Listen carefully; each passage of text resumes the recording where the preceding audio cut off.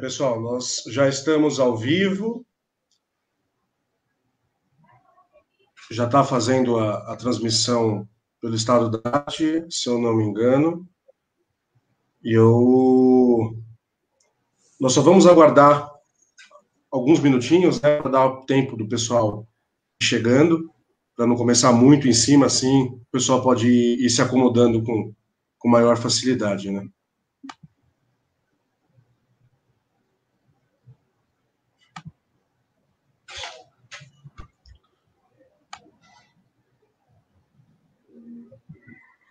Já estamos mesmo, eu estou vendo aqui. Já chequei, estamos na página. Já. Eu só vou pedir para as pessoas que já nos estão assistindo para comentar e dizerem se elas estão todos nos ouvindo, nos vendo bem, sem nenhum problema.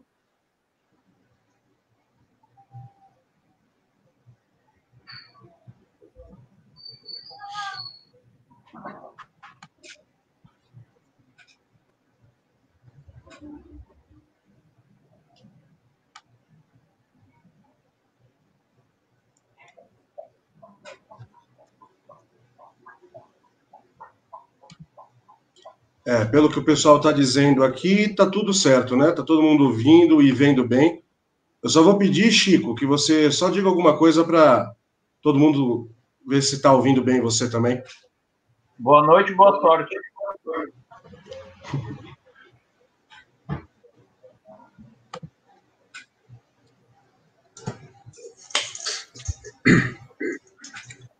Legal.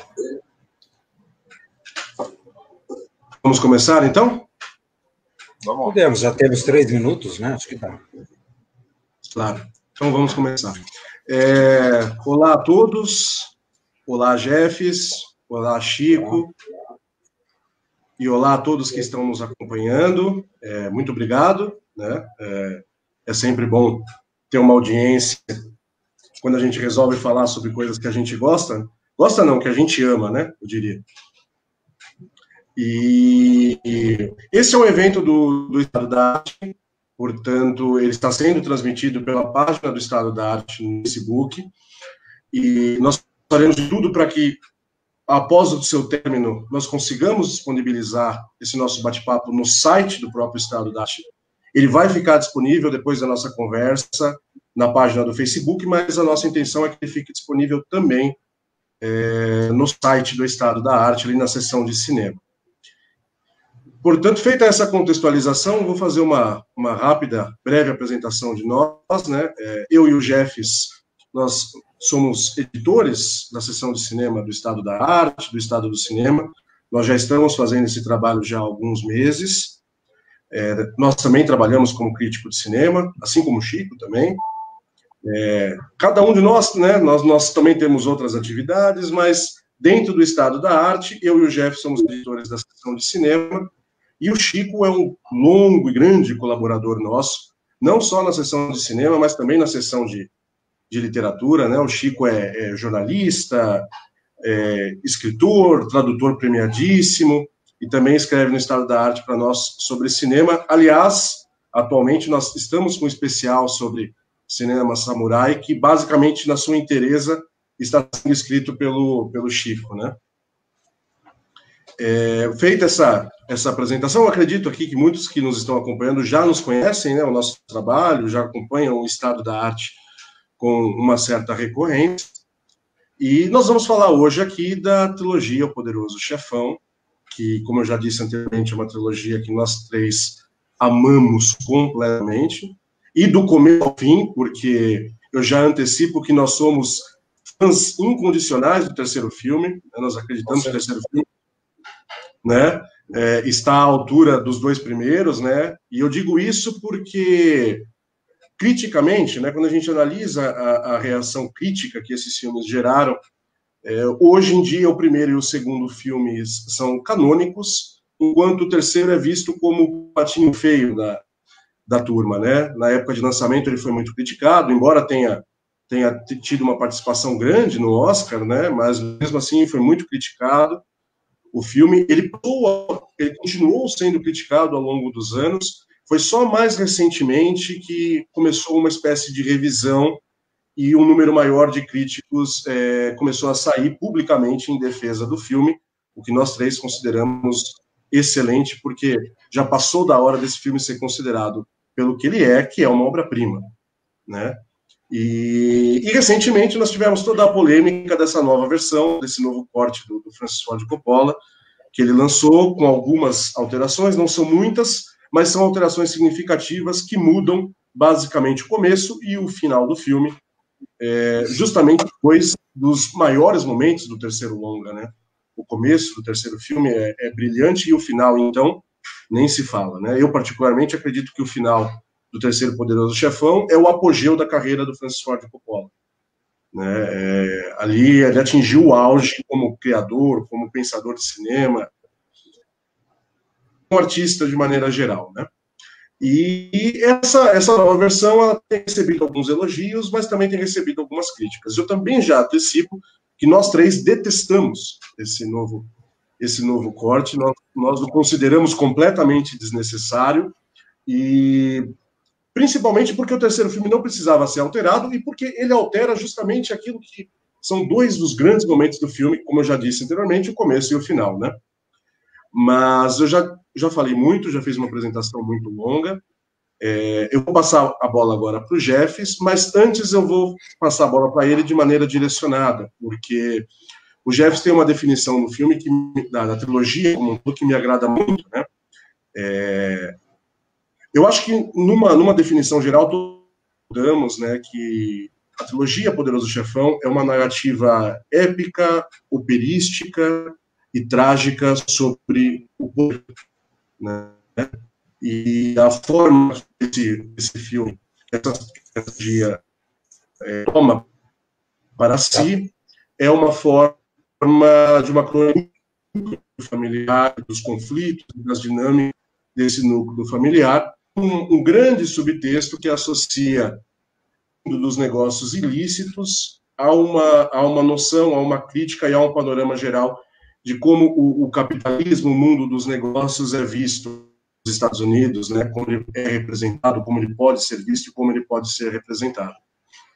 Mas o Jeffs ele tem uma definição muito curiosa, entender um pouco mais sobre isso, que ele diz que o primeiro filme é um filme sobre a conquista do poder, o segundo é um filme sobre a solidão do poder, e o terceiro é um filme sobre a tragédia do poder, né? Eu acho interessantíssima essa definição, e aí eu gostaria que você se estendesse, falar um pouco mais sobre isso, para nós e para quem está nos acompanhando, Jefferson. Ok. Boa noite a todos, boa noite, Chico, boa noite, Miguel. Muito legal estar aqui com vocês, nessa live do Estado da Arte, falando de uma obra que a gente considera assim, um dos grandes feitos da história do cinema, a trilogia do Poderoso Chefão. Eu já conversei com o Chico sobre essa questão e com o Miguel também, e já há algum tempo eu tenho essa visão. Eu me lembro lá em 2000, no ano 2000, entre 2000 e 2001, quando finalmente a trilogia foi lançada em DVD, eu era colaborador de um site especial, exclusivo, sobre DVDs, e eu escrevi um texto sobre o Poderoso Chefão, e lá eu defendi exatamente essa ideia de que, na minha visão, o que o Coppola fez ali foi uma espécie de discussão sobre o poder, usando a família como, digamos, o microcosmo desse poder, mas não só como microcosmo, mas como simbolismo mesmo, e esta família, ela se vê diante de três momentos muito claros para mim sobre o poder. O primeiro, que eu considero a conquista do poder, o primeiro filme, porque vamos combinar que o personagem principal da trilogia chama-se Michael Corleone. E, apesar do protagonista do primeiro filme, e houve até uma discussão na época, ser Dom Vito Corleone, porque ele é o Poderoso Chefão, na verdade, depois a gente vai percebendo que o protagonista, principalmente, é claro, no final do primeiro e depois no segundo e no terceiro, chama-se Michael Corleone.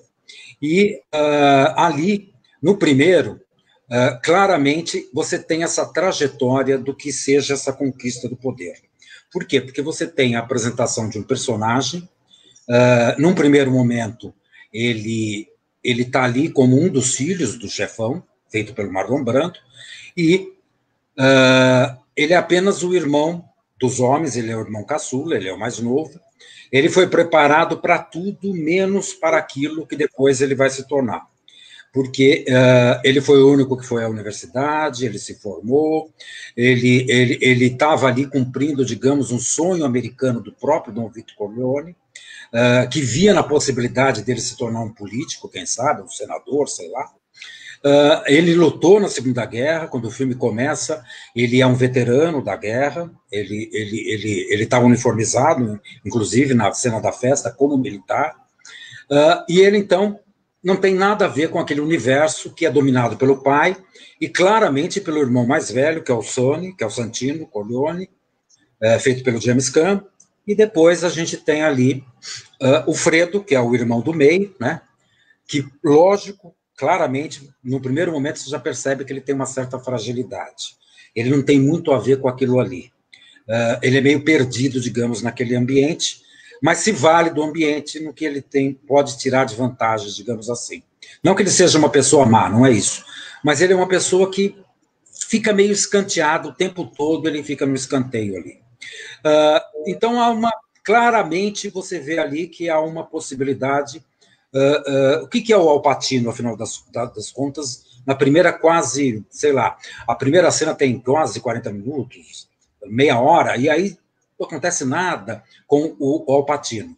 E é engraçado, porque quando o Coppola defendeu que ele queria o Al Pacino, e ele defendeu com unhas e dentes que ele queria o Marlon Brando e o Al Pacino nos papéis, ele teve que brigar com os executivos da Paramount, com todo mundo, para conseguir bancar o Al Pacino, e quando vinha o copião das filmagens, diz que esses executivos assistiam, começaram a ficar preocupados, pensaram até em botar um outro diretor para dirigir o filme, e começaram e perguntavam, né, a gente tem isso no documentário, o Coppola contando, mas esse cara não faz nada, esse cara não vai fazer nada nesse filme, o que esse cara está aí? Até que vem a famosa cena em que ele mata o Soloso, né, e o McClox, que é o capitão da polícia, naquela cena no restaurante, que é um dos grandes momentos, para mim, de um ator na história do cinema. O Al Pacino ali está uma coisa que ele, na verdade, ele faz uma espécie de atuação baseada, eu acho, um pouco no cinema mudo. Se a gente lembrar as expressões, por exemplo, do Fred Bartholomew ou da Lillian Gish nos filmes nos melodramas do Griffith, você vê que tudo aquilo era feito, como eles não tinham uma fala, né? Não tinham o áudio, o som, o diálogo, era tudo em cartela, você via toda a interpretação da Lillian Gish, por exemplo, em expressões faciais, na maneira que ele olha de um lado para o outro e tal. Ela olhava. E você vê o Al Pacino fazer isto de uma forma a nos deixar numa tensão tal que a qualquer momento pode acontecer alguma coisa, e acontece mesmo, que é quando ele atira nos dois. E é uma cena de um realismo maluco, né? Que o Coppola depois reconheceu que ele devia muito ao que o Arthur Penn tinha feito no Bonnie and Clyde, 4, 5 anos antes, porque você vê graficamente até a espuma, digamos, ou o efeito da sombra atrás da cabeça do Soloso, quando ele recebe o tiro, aquela nuvem vermelha, não é uma nuvem, na verdade, do sangue. Então, é de um realismo muito grande. Então, mas ali você vê que, então, você tem uma virada, né, do filme, porque aí o Al Pacino assumiu outra posição. E aí depois, é claro, e ele faz isso porque ele já começa a defender o pai. E ele já introjeta, então, a ideia da defesa da família. E depois, até o final do primeiro filme, você vê a trajetória dele sumindo o poder. E ele se torna um novo Don Corleone. Então, ali é a conquista do poder. No segundo, você já encontra, alguns anos depois, cerca de 5 anos mais ou menos, do final do primeiro filme, e ele já está com o poder todo consolidado, tem outros desafios, ele está ampliando, digamos, a participação da família nos negócios, em tudo, no domínio, e ali você vê um Michael Corleone estranho, porque aquele que no primeiro filme garantiu para Kay que ele ia se livrar daquilo, ia legalizar os negócios da família e sair do crime, ele não só não cumpriu isso, como ele se tornou um criminoso praticamente paranoico.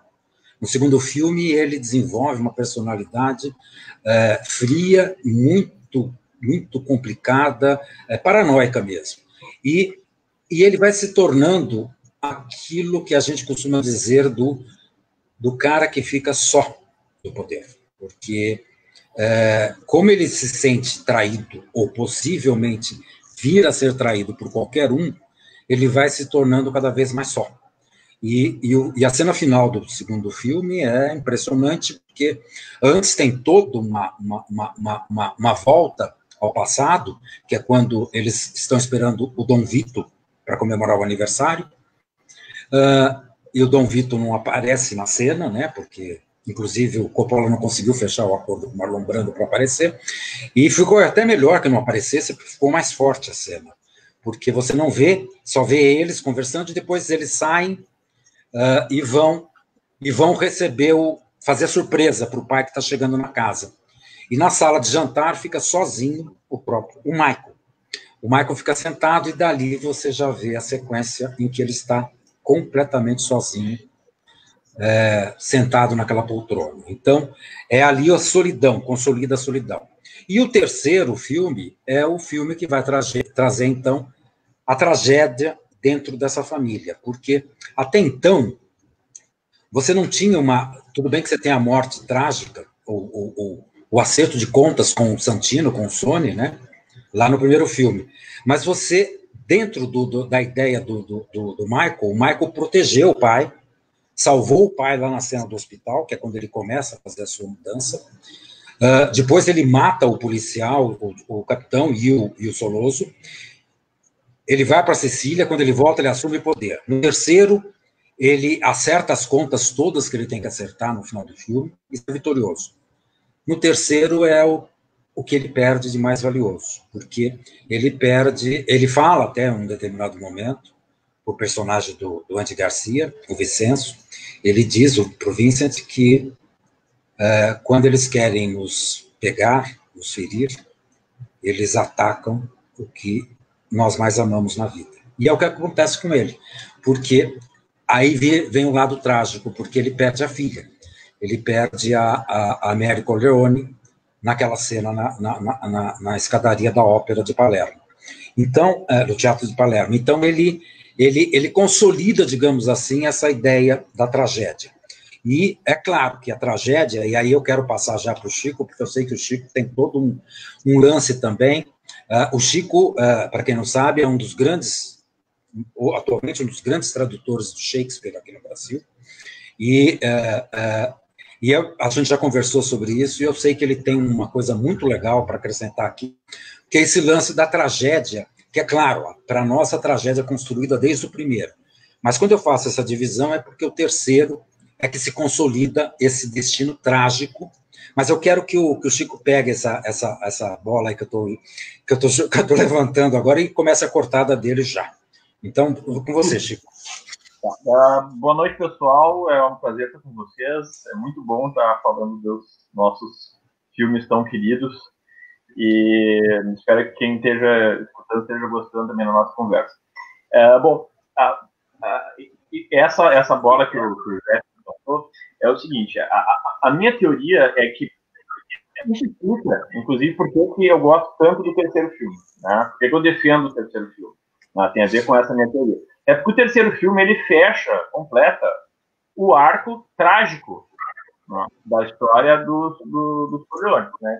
Então, esse arco, ele vem se montando desde o início. Né? Ele é um arco, ele começa lá no primeiro, passa pelo segundo e se completa no terceiro. Né? Eu não consigo entender essa história sem o terceiro ato. Né? Que é o ato em que a tragédia se completa e que acontece a catástrofe final, que é uma característica da tragédia. Bom, o herói trágico, ele tem uma série de características que nós vamos encontrar no Michael. Tá? Por exemplo, se nós vamos retornar lá para os heróis da tragédia grega, né? Édipo, Antígona, Hércules, né? Tem uma tragédia sobre o Hércules Furioso, que quando o Hércules mata os próprios filhos, né? Medeia, né? Eles todos têm algumas características em comum. Por exemplo, eles são personagens, de certa forma, admiráveis. Né? Eles são personagens capazes de cometer grandes feitos, né? Para o bem e para o mal. Né? Geralmente, nós conhecemos esses personagens com os grandes feitos admiráveis que eles cometem. Quer dizer, nós somos convencidos de que esses personagens estão acima da média, digamos, da humanidade. São personagens mais próximos dos deuses do que o resto dos mortais. Esse é um dos sentidos da tragédia grega.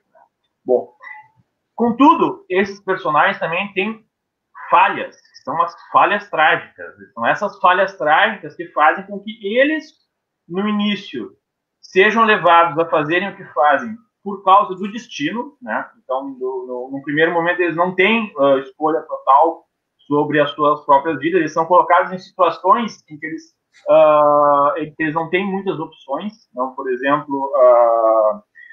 exemplo, na casa da Antígona, né? Ela é colocada numa situação que ou ela se lança contra a cidade onde ela vive, né? Ou ela honra o cadáver do irmão. Né? Então, ela tem uma situação em que ela é colocada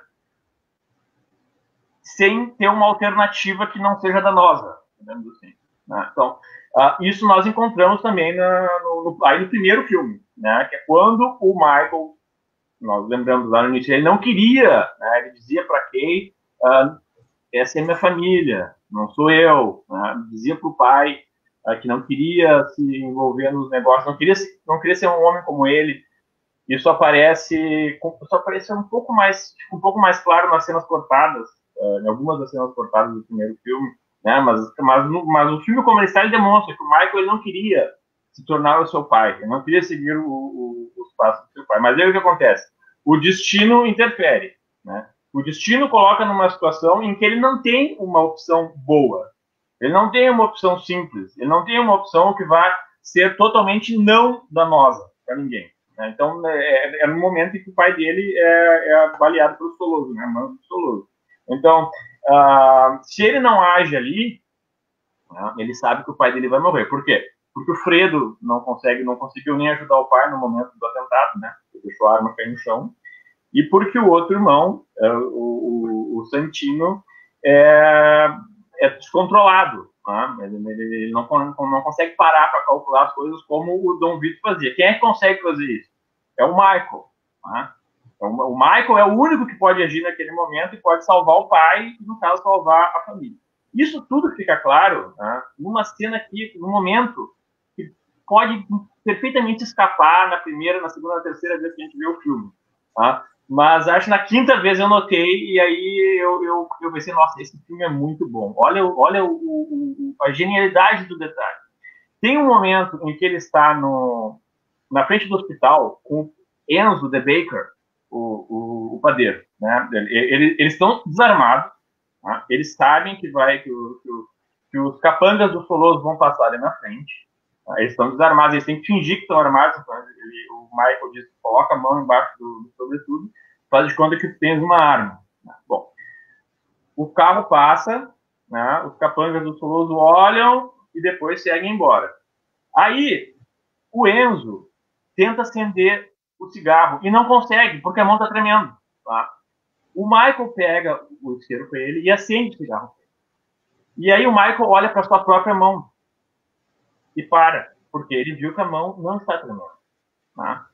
Ele viu, e ele para de um jeito meio estranho. Né? Da primeira vez que eu assisti o filme, eu achei que ele tinha parado daquele jeito porque estava escutando as sirenes da polícia chegando.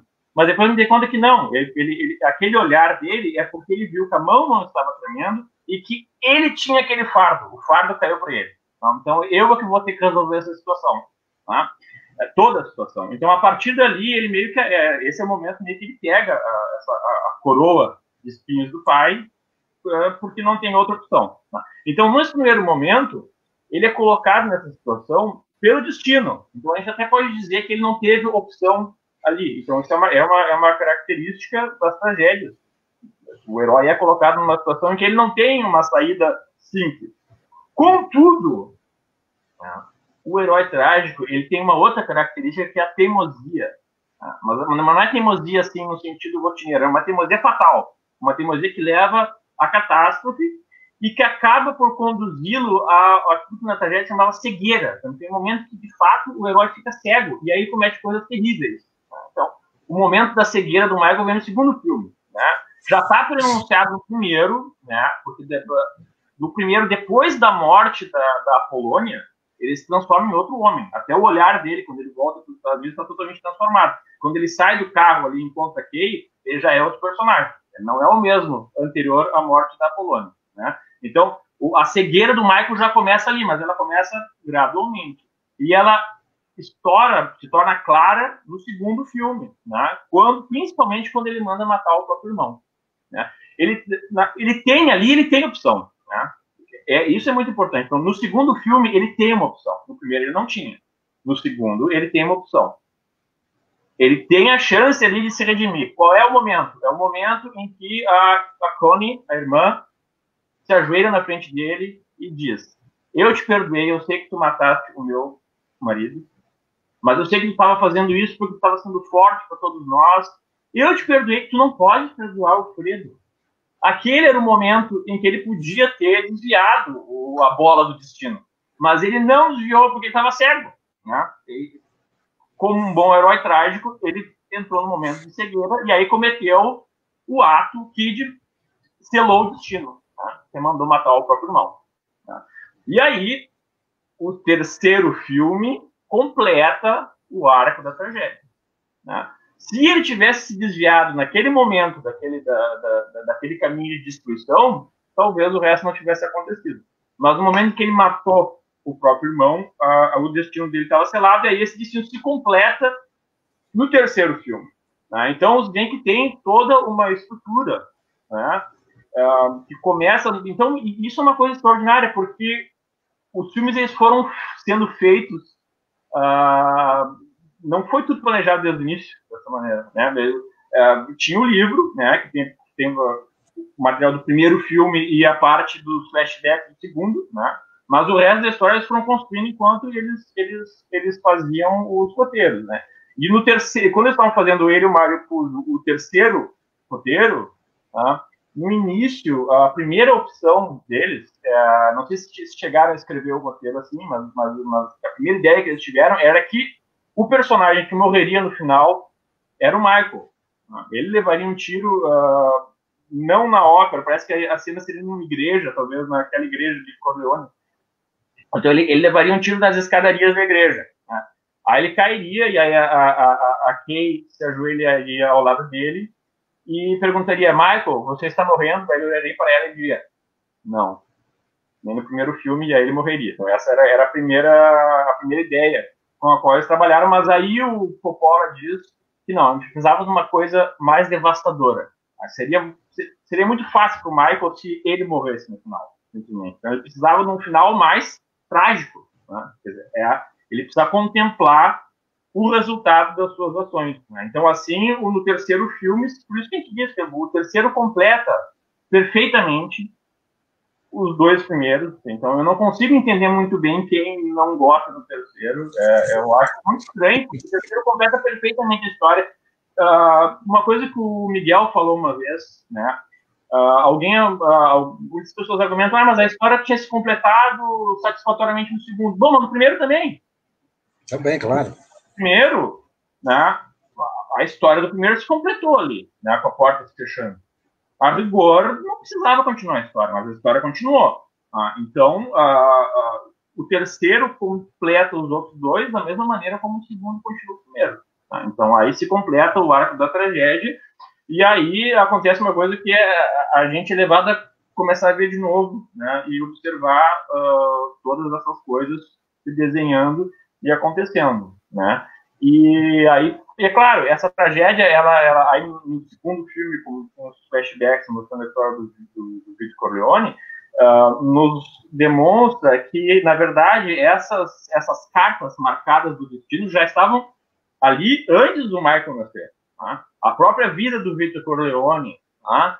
Que teve o pai morto, teve o irmão assassinado, teve a mãe assassinada, fugiu para a América e aí teve que se tornar um bandido, né? É isso que o filme nos sugere. Ele não teve opção. Contudo, qual é a diferença? O Vito não teve a cegueira. Tá? O Vito nunca caiu na cegueira, que é o que afeta o Michael depois. Tá? Então é por isso que a tragédia se completa com o Michael, não com o Vito. Né? Por isso que a foda dessa cegueira atrás. Então, para mim, é um exemplo perfeito de como essas estruturas da literatura clássica, da literatura antiga, elas vão se transmitindo e chegam no cinema. É natural, o cinema é uma arte narrativa como a literatura. Tá? Então, essas estruturas vão se repetindo. Né?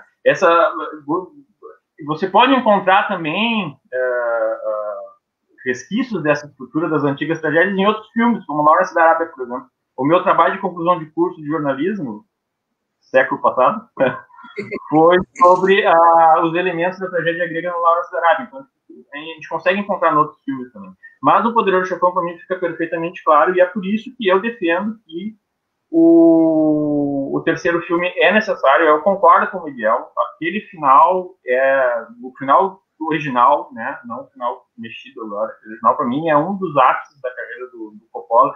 A maneira como ele consegue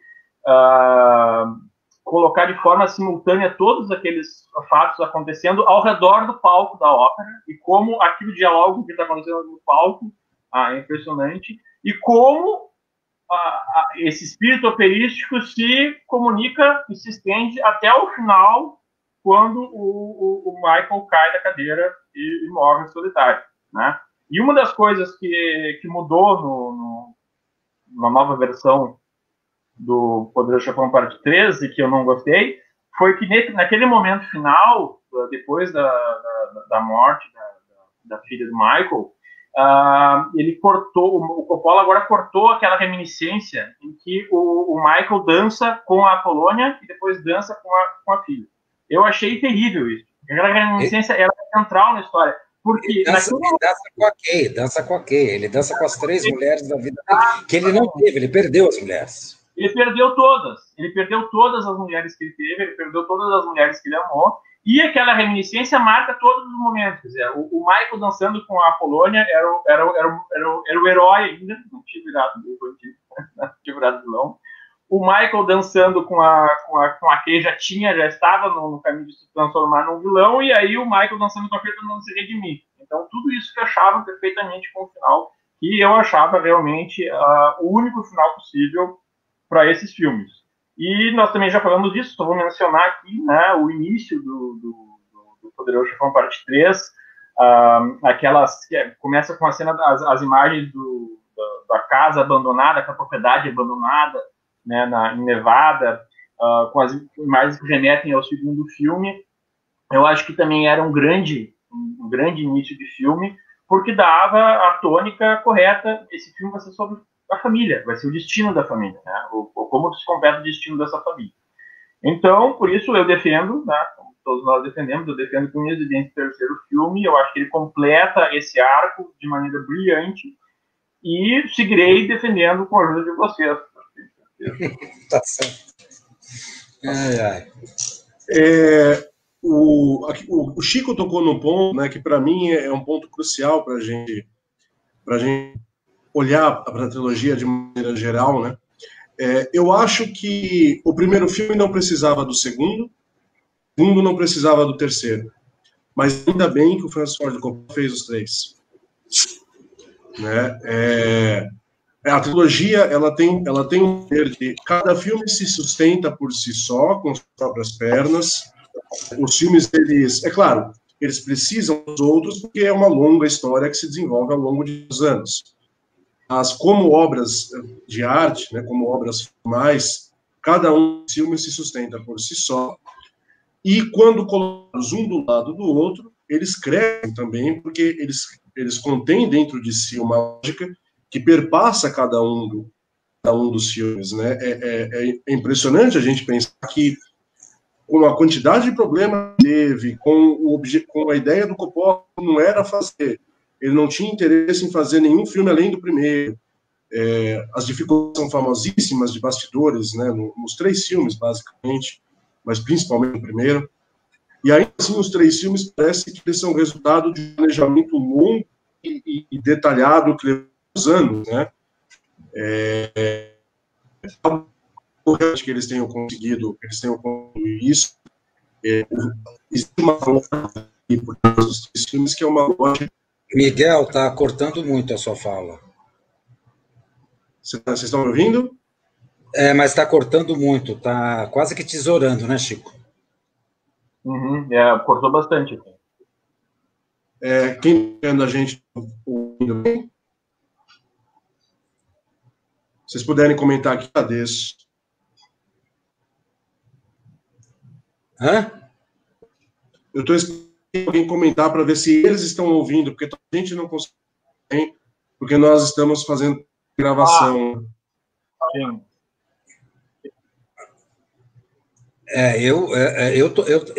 O Chico eu ouvi com perfeição, mas você, nesse primeiro momento, está travando um pouco, né, Chico? Pelo menos para mim foi. Parece que tá também. Tá? Bem, vamos... Está picotando. Vocês estão me ouvindo agora? Está picotando um pouco ainda. E está congelando a imagem também. Deve ser da internet, então. É o sinal aí, onde você está. Tá. Só para todo mundo saber, eu e o Chico, eu e o Miguel estamos em São Paulo e o Chico está em Porto Alegre. O Chico é gaúcho, e eu e o Miguel são paulistas mesmo. Então, mas eu acho que está travando um pouco. Então eu vou fazer o seguinte, comente desse segmento, o comentário do Chico. Eu vou ver se eu resolvo aqui o problema da conexão, porque provavelmente deve ser problema da conexão. Tá bom. Eu vou pegar a partir do que o Chico colocou, e aí eu queria falar um pouco agora, em termos de... A gente fez todo esse desenvolvimento de como é que se dá claramente a ideia desses 3 momentos, e como é que o terceiro se consolida como o arco final dessa tragédia, dessa história trágica que começa desde o primeiro. Mas aí eu agora queria falar um pouco em termos cinematográficos mesmo, o que significa cada um dos filmes, a gente vendo como peças, como filmes mesmo, né? Como é que eles foram concebidos em termos de estéticos mesmo, que eu acho que também são três obras primorosas, e agora eu que travei, né? Não, tá bom. Obras primorosas, não, tá legal? Obras primorosas em termos cinematográficos, em termos de narrativa. O primeiro filme, para mim, quer dizer, quando você coloca os 3 filmes, né? Uma vez, acho que há uns 2 anos, alguém estava elaborando aquelas famosas listas dos melhores filmes de todos os tempos, e um dos filmes que eu coloquei na minha lista de 15 maiores filmes foi exatamente O Poderoso Chefão. Mas eu coloquei o primeiro. E eu gosto demais dos 3, acho a trilogia maravilhosa. Mas por que eu coloquei o primeiro? Eu coloquei o primeiro porque eu considero o primeiro uma espécie de aula cinematográfica real do que vem a ser uma narrativa clássica do cinema, acho que no apogeu do seu desenvolvimento. É como se o Coppola tivesse pegado desde do Griffith e das lições do Griffith e vindo, incorporando tudo, incorporando o cinema moderno, incorporando John Ford, incorporando depois o Orson Welles, incorporando tudo isso, incorporando, a gente não pode esquecer que o Coppola foi formado numa universidade, ele é da primeira geração de diretores e cineastas americanos formados em cinema na universidade, ou seja, eles foram para o estúdio já como pessoas que estudaram cinema, e ele é de uma turma que vai romper, inclusive, né, vai superar a ideia dos estúdios, dos grandes estúdios, que é a grande mudança de Hollywood a partir do início dos anos 70. Já se consolidando nos anos 60, essa ruptura, né, até por tudo que estava fervilhando no mundo naqueles anos 60 malucos, e aí depois dos anos 70, então você vê a falência mesmo daquele modelo de estúdio do cinema americano, e aí você vai criando, na verdade, uma espécie, aquela tal de política de autores que o pessoal da Nouvelle Vague francesa colocou como uma base teórica muito forte e virou realidade, em Hollywood se consolida a partir eu diria, a partir do Poderoso Chefão. Porque o Poderoso Chefão, o primeiro filme, já é visto como esse ápice dessa narrativa e, ao mesmo tempo, ele é considerado já um filme de autor. Naquele filme, Francis Ford Coppola se torna um autor cinematográfico. Ele não é apenas um diretor, como era contratado pelos estúdios de Hollywood. Ele se torna um autor, naquela concepção mesmo. E o filme se torna um sucesso absoluto, né? Até para surpresa de muita gente, porque não se esperava. E para vocês terem uma ideia do impacto do Poderoso Chefão em 1962, você tinha até 1965 a maior bilheteria do cinema americano, consolidada, se chamava E o Vento Levou, que é de 1939. Em 1965 surge o filme que supera a bilheteria do Vento Levou, que é A Noviça Rebelde, do Robert Wise, o musical com a Julie Andrews. Então, foi a primeira vez que um filme tinha conseguido superar o grande campeão E o Vento Levou. Aí o filme que vai superar os dois é o Poderoso Chefão, de 1972. Para vocês terem uma ideia do que foi o impacto desse filme em termos de bilheteria. Ele não foi só um grande sucesso de bilheteria, ele foi um recordista.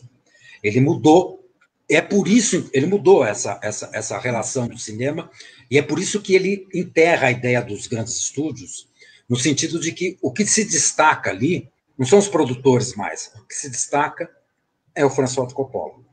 E ele faz o segundo filme porque o sucesso estrondoso do primeiro, claro, os produtores falam, a gente quer uma continuação disso.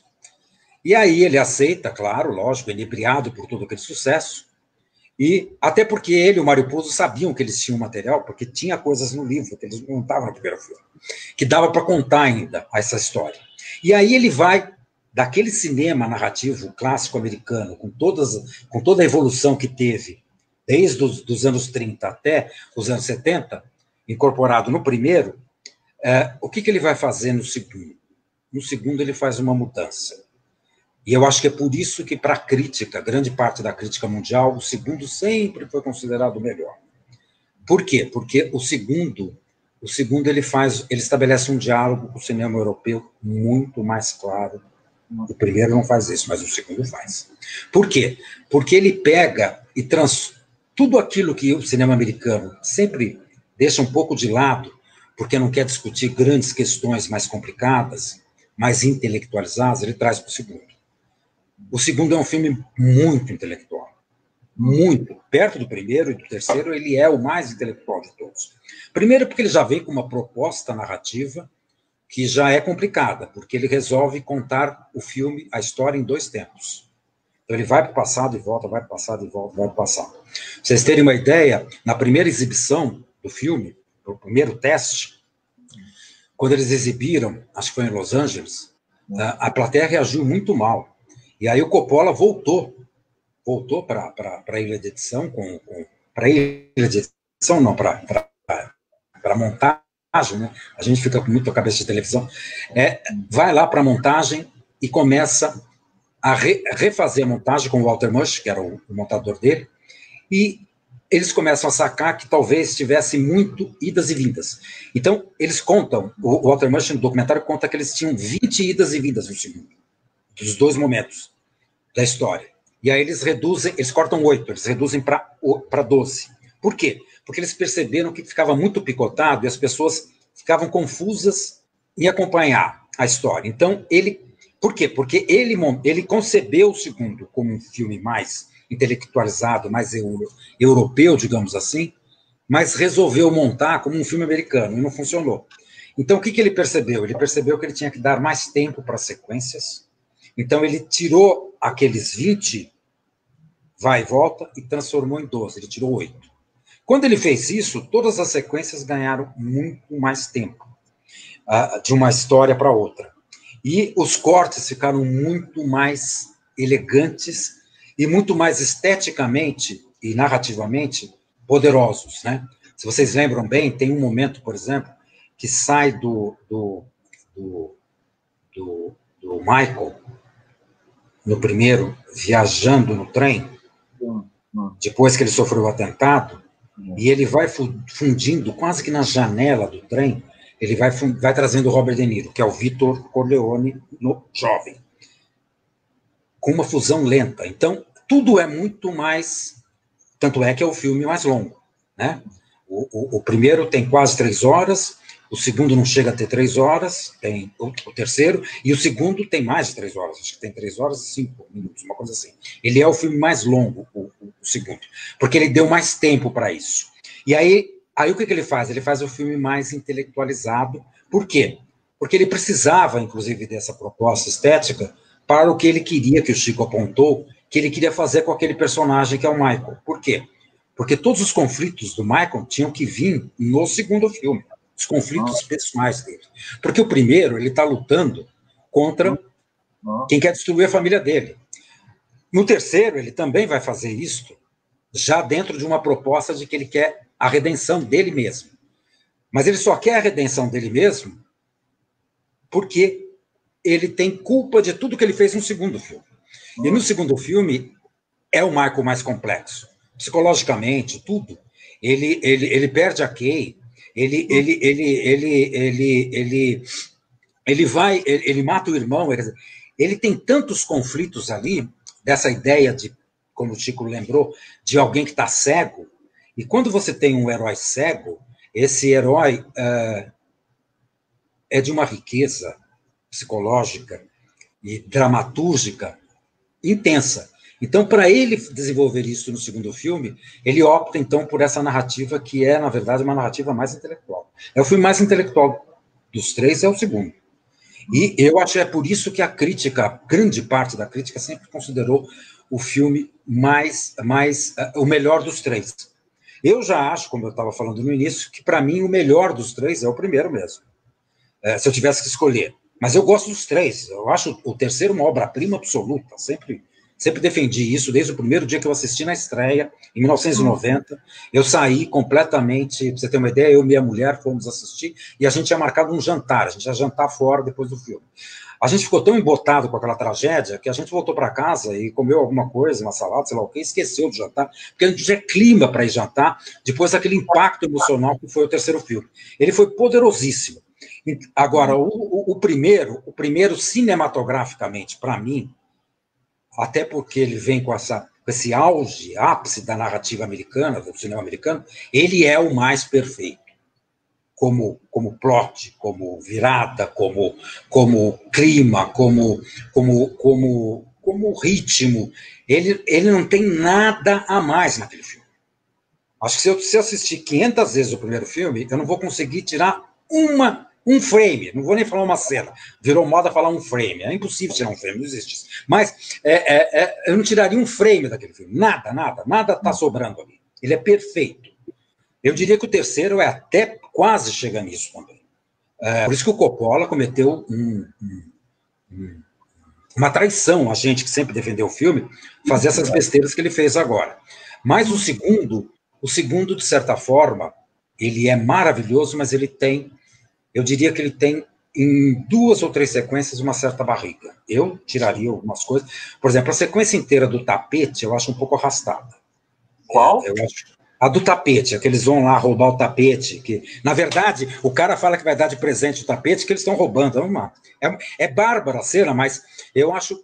E aí tem alguns outros momentos que o filme fica um pouco irregular, eu acho. Mas nada que comprometa, mas estou dizendo, perto da perfeição que eu considero ser o primeiro, eu acho que o segundo tem um pouco alguma irregularidade. E o terceiro eu não vejo isso em momento algum também, porque eu acho que ele construiu de tal forma, e ele foi de uma felicidade em eleger qual é, porque quando a gente fala lá, o Miguel estava falando no início, né, claramente a ideia de que, e o Coppola diz isso com todas as letras de entrevistas que ele deu na época, que na verdade era assim uma espécie de uma metáfora do que é o capitalismo americano, do que é a ideia da empresa, claro, pegando pelo seu lado mais sinistro, pelo que ele tem de ruim, né? Porque é tipo aquela frase do Caetano de que a grana que constrói e destrói coisas belas, porque é isso que o capitalismo faz, né? Então ele cria uma metáfora muito em cima da ideia da empresa americana, do lance do empreendedorismo. E eu me lembro que a primeira vez que eu consegui assistir os 3 filmes na sequência, foi lançados os 3, já não era em DVD, era em VHS, que dava para você ficar 9 horas assistindo cinema, já pensou que maravilha? Assistir de uma vez os 3 filmes é de uma viagem maravilhosa. Poucos filmes te permitem fazer uma viagem dessa.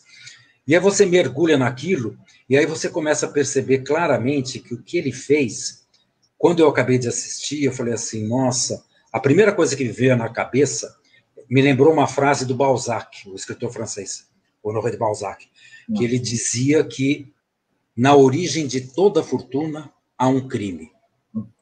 Isso veio de tal forma para mim, porque para mim o filme é isto. Na origem de toda fortuna e de todo poder, há algum tipo de crime, mas há. Então, e o filme traz isto, né? E o filme conquistou, primeiro, essa ideia de, diferentemente, se você comparar com o Scarface, a obra-prima do Scarface original, a obra-prima do Howard Hawks, que ele foi obrigado a botar, o Código Reis exigiu que ele botasse lá uma placa, um disclaimer no início, dizendo que aquilo era um crime, que aqueles caras tinham que ser punidos, aquela coisa toda. O cinema americano era, então, extremamente moralista, e ele vem vindo. E o primeiro filme, cadê o moralismo no primeiro filme? Cadê a punição dos caras no final do filme? Mas isso não era um filme americano? Não. Coppola não faz isso. Ele não pune no primeiro filme. Ele não pune Dom Vitor Corleone, ele pune o Sony, mas que faz parte, talvez, do desenvolvimento trágico. Mas ele não pune o Michael, pelo contrário, ele torna o Michael o cara que faz o ajuste de contas na parte final do filme, na sequência final. E a sensação louca que a gente se pega é que ele é um criminoso e você está torcendo por ele no final do filme. Você gosta quando ele faz aquele acerto de contas. Claro, então é impressionante essa capacidade do filme de fazer isso com a gente, quer dizer. E aí, este filme, por isso que esse filme é o cinema moderno americano, porque ele não tem a mensagem moralista que o Howard Hawks foi obrigado a colocar no Scarface. E todos os sinais de cinema americano. Depois você tem no segundo, por isso que eu digo que ele é mais europeu, você tem no segundo, o que ele faz? No segundo ele vai mostrar que aquele herói que você curtiu tanto é um grandíssimo vilão. Ele desconstrói para nós o vilão que ele construiu no primeiro filme. Isso não é para qualquer um, isso é uma coisa genial de se fazer, imagina. Você precisa de um talento enorme, dele, do Mário Puzo, de toda a equipe, para fazer isso, quer dizer. E ele faz isso no segundo filme. Só que ele cria nessa desconstrução, como o Chico colocou, aquele herói trágico, desde o primeiro filme. E quando ele desconstrói, o que ele faz no terceiro? Ele mostra a luta daquele vilão do segundo, tentando se redimir. Então, o terceiro é uma tentativa de redenção, que ele não vai conseguir, é claro, porque senão não seria um final trágico, né? Porque, mais uma vez, não é um filme com um final típico de Hollywood. Não é mesmo, porque ele destrói essa ideia, ele traz o lance trágico, por quê? Porque não há mais possibilidade de redenção para o Michael Corleone. E tem uma cena que é fantástica disso no terceiro, que é a cena em que morreu Dom Tommasino, e ele está diante do caixão, e ele conversa com Dom Tommasino no caixão, e ele diz que ele achou que ele podia ainda, que ainda tinha um tempo para essa redenção. E ele descobre que não tem. E é quando ele desiste, quando ele passa o poder para o Vincent. E aí começa a se consolidar a tragédia que vai vir. Então, se a gente pensar em termos de estrutura cinematográfica, essa trilogia olha, é a trilogia realmente, para mim, talvez a maior trilogia da história mesmo do cinema. Não tem nada igual o que ele consegue em termos dramáticos com os 3 filmes, em termos de resultado, de elenco, de absolutamente tudo que ele conseguiu. Agora eu já estou extrapolando, já estou falando há muito tempão. Eu até vou perguntar agora... Agora você tem que voltar, Miguel, porque a gente não conseguiu ouvir você ainda, né? A minha fala e meu vídeo estão melhores agora? Estão muito melhores. Muito, tá. Era problema de conexão mesmo, ainda bem que deu para resolver. Então tá bom, ótimo. Diga lá. Não, o ponto que eu gostaria de levantar, e eu até aproveitaria algo que o Chico disse, é que essa tragédia, que é toda a história do Michael ao longo dos 3 filmes, né, quem se coloca no lugar dos deuses que determinam os destinos dos heróis, né, é a ideia, é a noção de família, né, que é algo muito forte na cultura siciliana, principalmente, né, e que, claro, eles transportam ali para os Estados Unidos, já numa segunda geração também, porque alguns ali são italo-americanos, né. Porque é interessante a gente pensar que há momentos ao longo dos filmes em que o Michael tem a chance de sair daquele universo. Aparecem oportunidades nas quais ele pode sair daquele universo e tentar uma outra vida, tentar uma outra coisa, né? No entanto, o que o impede é sempre uma noção de família, né? É sempre uma ideia de família. É como se já estivesse dentro dele, através daquela cultura, através daquela criação, que ao defender a honra dos familiares, defender os pais, manter a unidade familiar, o núcleo da família, fosse algo mais importante do que a própria liberdade individual dos seus membros, né?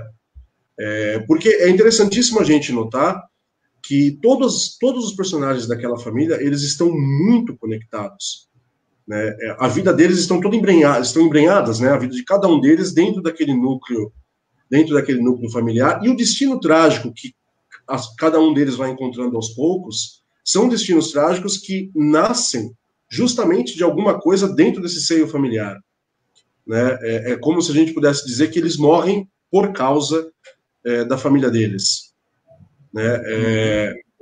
E um ponto que eu acho, um ponto que para mim que me toca pessoalmente, é que o Michael, ele nunca soube quem ele realmente era, né? O Michael, ele sabia que ele não queria fazer o que o pai dele fazia, ou dar continuidade aos negócios ilícitos na família.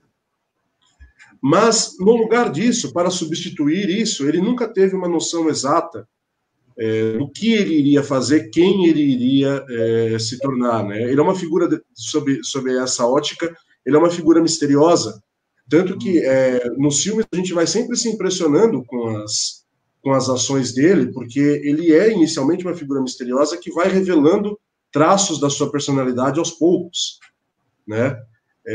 Um traço, por exemplo, é justamente isso que o Chico comentou, quando ele percebe que ele tem uma certa aptidão para aquele universo. A mão dele sequer tremeu quando ele passou por tudo aquilo, né? E quando no segundo filme, que a gente tem ali um desenvolvimento muito mais complexo da psicologia, dos estados emocionais do Michael, ele se revela um paranoico vingativo, violento, né, capaz de passar por cima até mesmo da própria família, como acaba acontecendo no final do segundo filme, né? A origem dessa tragédia, para mim, assim, é um desconhecimento do Michael em relação a si mesmo, o que faz com que ele acabe se tornando uma presa muito fácil das circunstâncias. Né? Quando as circunstâncias se desenham e o chamam, ele é uma presa muito fácil, ele entra muito naquele universo muito facilmente, aí, com o passar do tempo, ele vai se mostrando, ele vai mostrando que aquilo, na verdade, também era uma vocação dele, né? Porque ele tinha uma certa aptidão, nunca conseguiu sair da sombra da família e principalmente da sombra do pai, né? E dois dados curiosos. É interessantíssimo que uma das cenas emblemáticas do primeiro filme é aquele assassinato que ocorre em primeiro plano com a Estátua da Liberdade ao fundo, né? Os Estados Unidos vendem essa do país das oportunidades e do país da liberdade, né? Aliás, muitos sicilianos iam para os Estados Unidos justamente com esse ideal, com esse propósito. E é curiosíssimo que, numa ironia do destino, o Michael tenha sido, daquele momento do primeiro filme até o final, uma vítima das circunstâncias, né? E nunca tenha exercido completamente o seu direito, a sua opção de escolha, né? Ele foi sendo levado pelas situações, pelos acontecimentos, pela honra familiar, por aquela obrigação familiar inata que eles tinham dentro deles, de todos eles. E um outro ponto, o segundo ponto que eu acho também muito interessante, é o fantasma do pai, né? E como isso o assombra tanto na história, no desenvolvimento da história, como até formalmente nas escolhas do Francis Ford Coppola. Porque tanto no primeiro filme quanto no segundo filme, eles dividem protagonismo, né? No primeiro filme, naquele longo começo, o Vito Corleone é o protagonista, depois o Michael vem a ser o protagonista, e no segundo filme, quando ele o Vito Corleone já faleceu, ele é o chefão da família, a própria estrutura do filme é dividida entre a história do Michael e a história do Vito Corleone, né? Da juventude do Vito Corleone na Sicília, depois nos Estados Unidos, e até a última cena do filme, que é a morte do Michael, é um reflexo empalidecido da morte do Vito Corleone. Sim. Né? O Vito Corleone tomba ao chão, ele cai ao chão, no entanto, ele cai na companhia do seu neto. Né? Enquanto o Michael falece completamente solitário, só com a companhia de cachorros. Né? O fantasma do pai é algo que, em primeiro lugar, é a presença do pai, é a figura do pai e as circunstâncias ao redor do pai que levam o Michael para aquele universo. Né? No segundo filme, eu acho isso uma sacada genial do Coppola, do Mario Puzo. Em vários momentos a gente vai percebendo como o Michael falhou naquilo em que o Vito Corleone foi bem sucedido. Né? Porque o Michael ele dispersa a família completamente, né? Ele mata um irmão, ele tem um casamento totalmente infeliz com a esposa, enquanto que o Vito Corleone sempre manteve a família sobre os seus braços, sob controle, né? E novamente, ele não falece sozinho, mas ele falece ao lado do seu neto, enquanto o Michael vem a morrer sozinho. E é sempre o fantasma do pai que está acompanhando o Michael. O Michael sempre pensa assim, eu fracasso onde meu pai foi bem sucedido. Né? E no terceiro filme, o que eu acho fascinante é que, uma vez que o Michael se viu naquela situação, ele se propôs um objetivo, né, que era o de legalizar os negócios da família, né, não ser mais um criminoso. E quando o terceiro filme começa, ele foi bem sucedido nisso. Né? Tanto que a gente encontra o Michael até que alegre no começo do terceiro filme, né, satisfeito. Só que, no entanto, o passado nunca some, né? Aquilo que a gente fez no passado sempre volta para cobrar a conta, né? E ele volta principalmente na figura do Vincent, que é interessantíssimo, que é um filho bastardo do Sonny, né? O Sonny é aquele universo do qual ele pensou que ele já tinha escapado, batendo novamente a porta dele e o convidando novamente, e ele se vendo novamente como uma vítima das circunstâncias, tanto que a famosíssima frase, quando eu pensei que eu estava fora, eles me puxam de volta. né? Ele é incapaz de sair daquilo, mesmo tendo a opção de escolher, ele não consegue sair daquilo por algum motivo. Tanto que depois da cena dele com o padre, no qual ele se confessa, ele diz que eu traí a mim mesmo, eu matei o meu irmão, o filho da minha mãe, o filho do meu pai, né? E você vê claramente que ele quer uma redenção. No entanto, ele também não faz nada para que essa redenção se concretize, né? Ele continua trilhando o mesmo caminho. E aí, na cena final, né, para mim, a conclusão genial é que nós temos quase que o fechamento de um ciclo, porque assim como a gente pode ver o Michael, alguém que foi vítima do pai, da presença, da influência, do poder do pai, e, portanto, a sua vida foi um eco do que foi a vida do seu pai, a gente vê no final do terceiro filme uma filha pagando novamente pelos pecados do pai, né? A filha do Michael morre por causa das escolhas, das coisas que o Michael fez. Então, com a diferença, né, Miguel, que é mais trágico ainda, porque a menina é completamente inocente de qualquer coisa. De qualquer coisa. Ela não, de qualquer coisa, ela não fez absolutamente nada. Então ela é a vítima mesmo. Sim. Exato. Sem dúvida. Ela é, por isso que eu acho muito, muito curiosa essa noção de tragédia. Para mim, ela é muito poderosa no filme, né? Toda a trilogia ela é operística, mas o terceiro filme em especial é mais. Ele assume no terceiro a ópera mesmo. Exato. E para mim, uma escolha do Coppola no final, que eu pelo menos interpreto dessa maneira, é a ideia de que assim, o Michael ele morre na escadaria. Sim. A morte do Michael é na escadaria, e aí o Coppola tem aquela ideia genial de primeiro fazer um grito silencioso, como é um grito de desespero interno, né? E aí só depois a gente ouve o restante do grito que ele exterioriza, né? Basicamente o último grito, o último suspiro do Michael. O que a gente vê depois é um longo inferno ou um longo purgatório, no qual, tanto que tem uma elipse gigantesca, né? A vida dele acabou ali. E o que veio depois foi só uma morte física. A morte espiritual, moral, ela veio antes da cena da escadaria, né? Tem uma coisa que eu queria acrescentar, que é o seguinte, e essa é uma das coisas que sempre me chamaram muita atenção. A palavra operístico a gente usa muito em relação aos três filmes, na verdade, né? Contudo, uma das coisas que eu sempre achei extraordinárias foi a combinação do operístico com uma sutileza e às vezes até um laconismo que deixa muita coisa nas entrelinhas, tá? Desde o primeiro filme, né?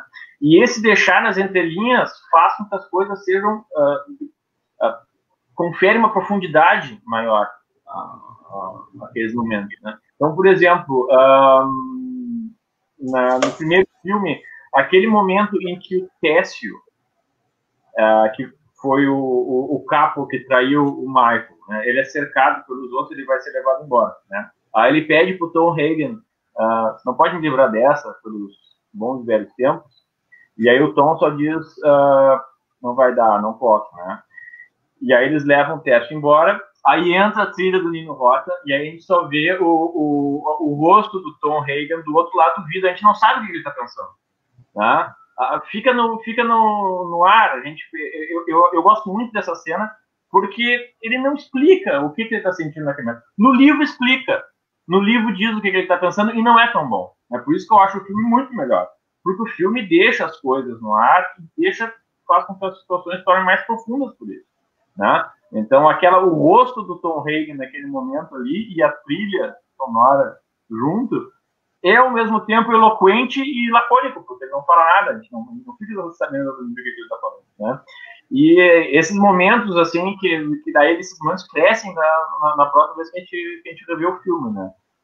Essa questão aí do fantasma do pai, de como, na verdade, triunfando, o Michael falhava, né?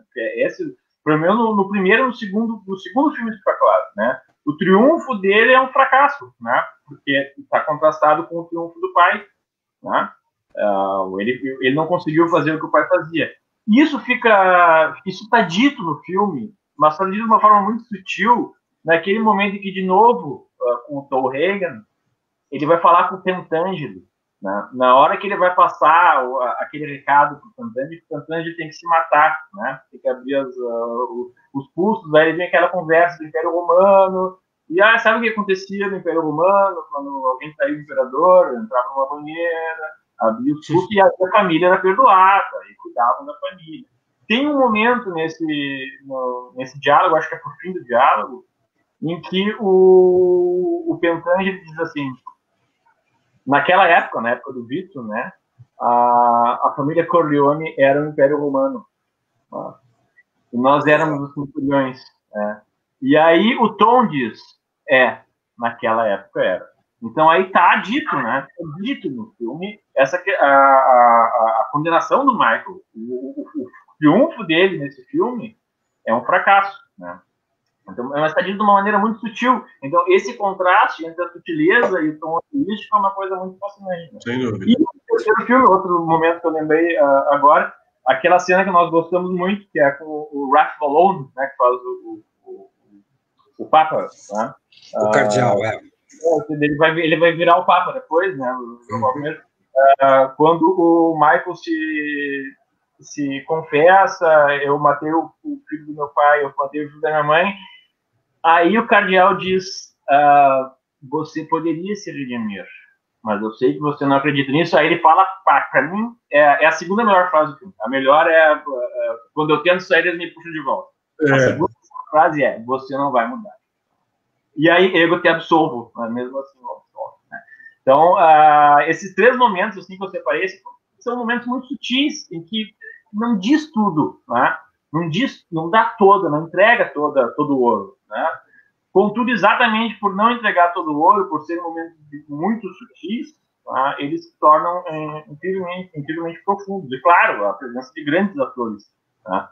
na tela faz com que essa profundidade se torne muito marcante. Tá? Eu tenho...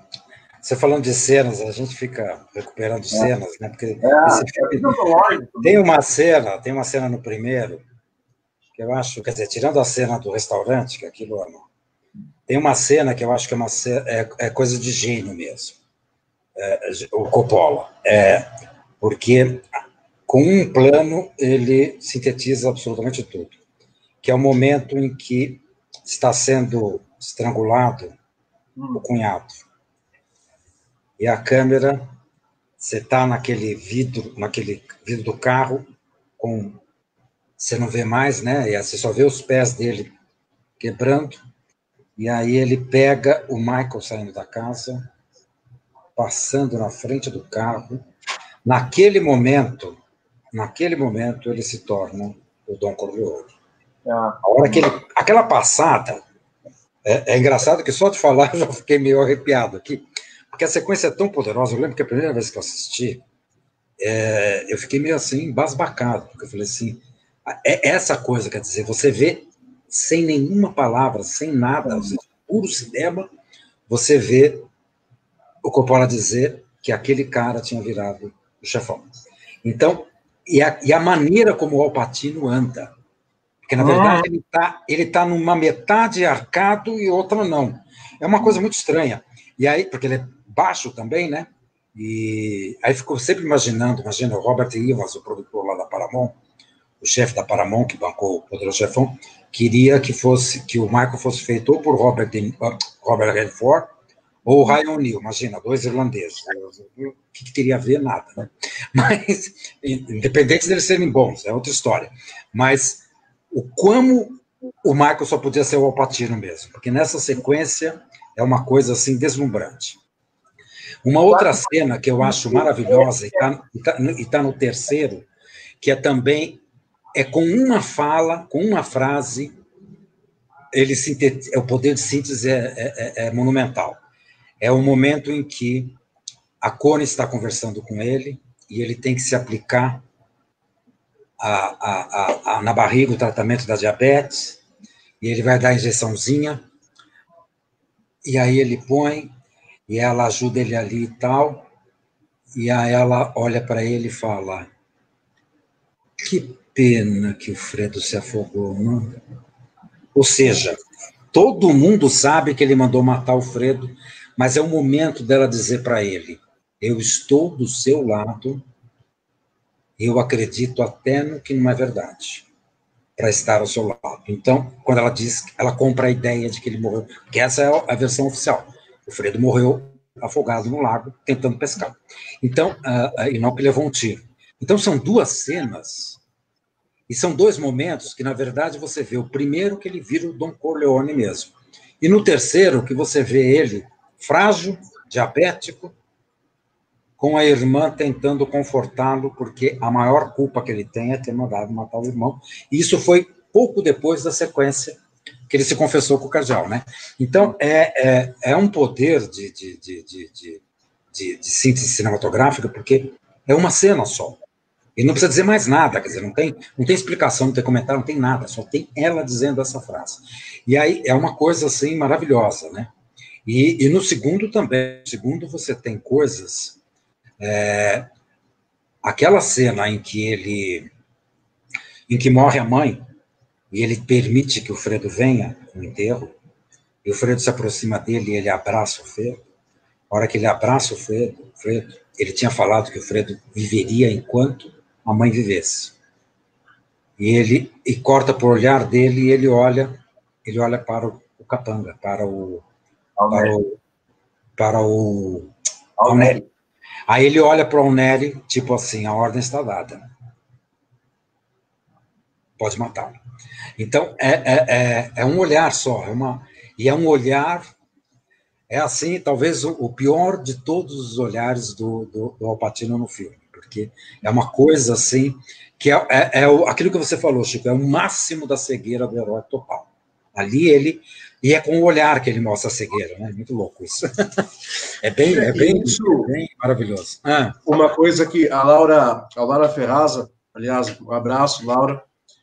Laura, obrigado pelo cartaz, que ficou maravilhoso da live. Ficou maravilhoso.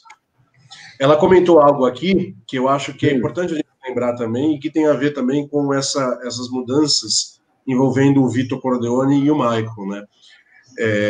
A diferença de geração é perceptível também através da diferença de épocas, né? Por exemplo, o Vito, ele se recusa a contrabandear drogas, né?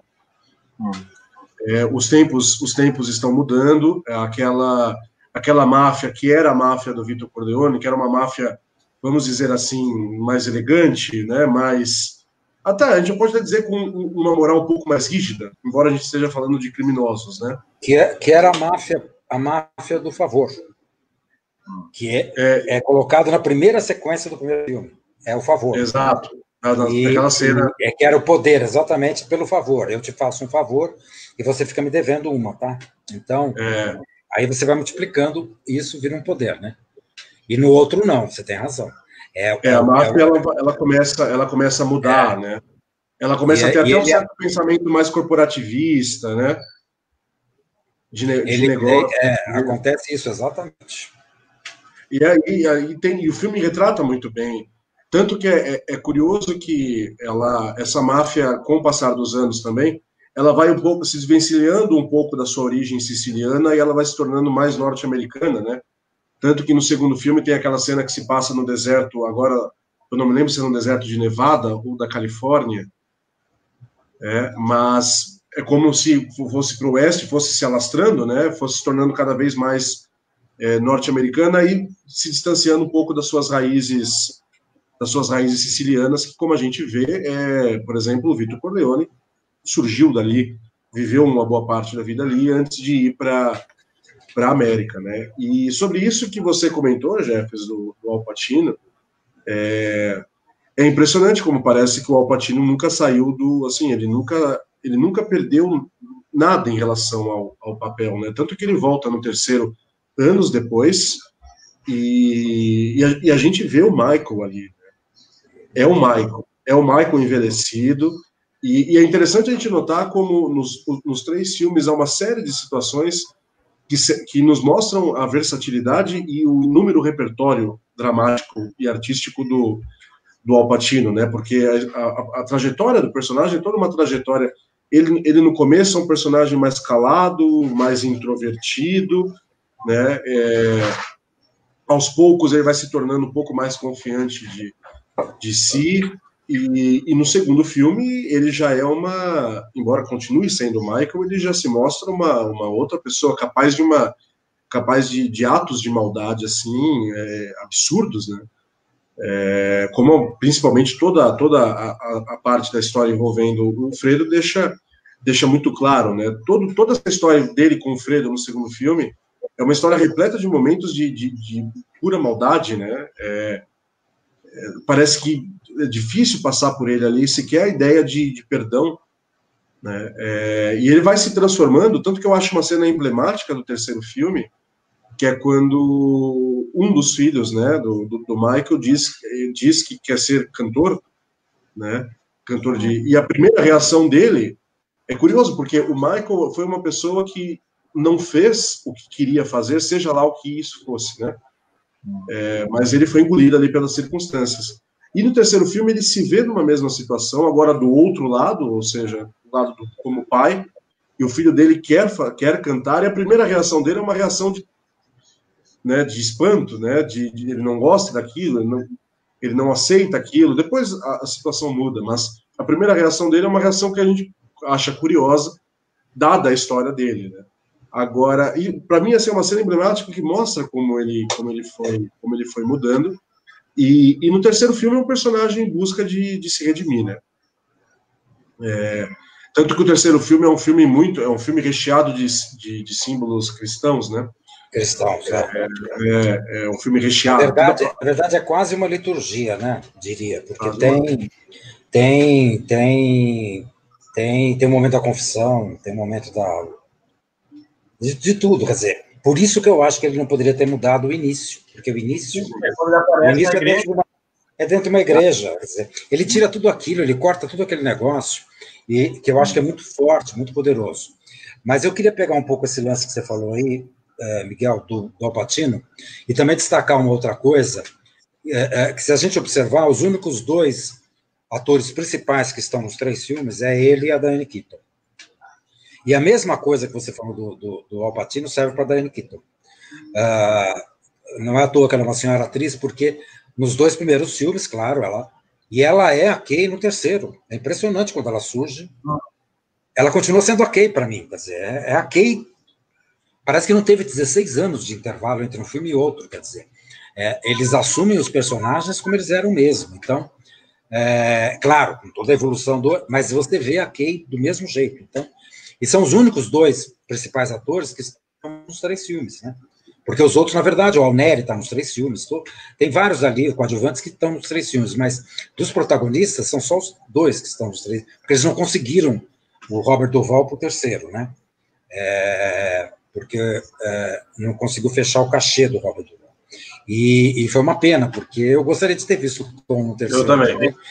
Não sei o que ele seria ali, mas eu gostaria de ver também, e tenho certeza que a mesma coisa que a gente falou do Al Pacino e da Diane Keaton, a gente estaria falando do Robert Duvall do mesmo jeito, porque é um outro grande ator também. Então, mas foi uma pena. Essa foi a única coisa que não foi possível no terceiro, né? Mas e a maneira como ele faz no terceiro, uma vez num papo com o Chico, eu lembrei que ele vai ali fazendo umas homenagens, eu acho, Coppola, com a utilização de alguns atores, né? Então ele rende, acho que uma homenagem ao Visconti, porque ele usa, com toda a influência que o Visconti teve nele, né? Ele usa o último ator fetiche, digamos assim, do Visconti, que foi o Helmut Berger, que no terceiro filme faz exatamente o papel do banqueiro, né? Aí ele usa como capanga do Dom Tommasino, que vai matar o chefão lá, com o óculos, aquela sequência impressionante de sacada, como é que... Porque você fala assim, como é que ele vai matar o cara? Ele não está armado, né? E ali quem que ele usa? Ele usa o ator fetiche do Pasolini, que é o Franco Sitti, né?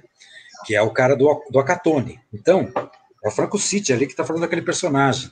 Então, eu acho que ele vai homenageando algumas coisas Então, que eu acho que ele se permite a isso, só no terceiro filme mesmo, porque é essa coisa da... E aí, se você observar, quer dizer, é talvez o maior de todos os diretores operísticos, foi o Visconti.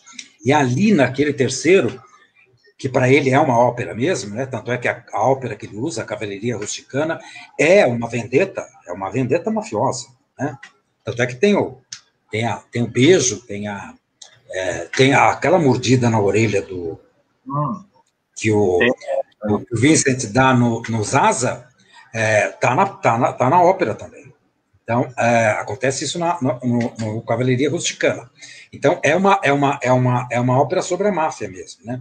E aí ele consolida tudo isso naquela sequência, quer dizer, todo o filme é construído como uma coisa operística, eu acredito que a trilogia é operística, mas no terceiro ele consolida isso, mas ele consolida de uma forma que é muito maluca na minha cabeça, porque a grande ópera italiana, que é a que ele usa, é baseada basicamente ela é todinha forjada no melodrama.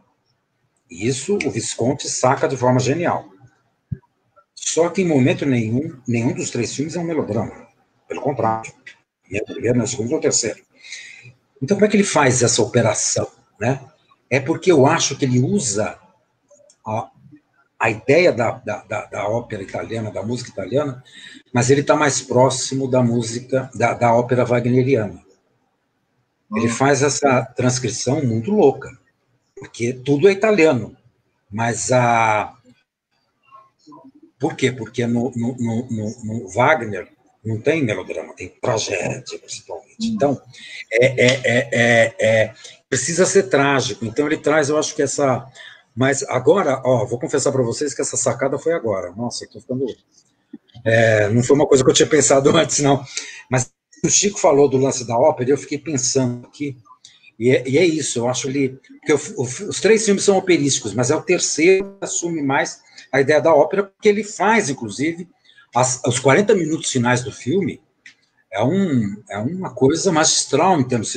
Por isso que eu não consigo entender como tem gente que não gosta desse filme, não é possível.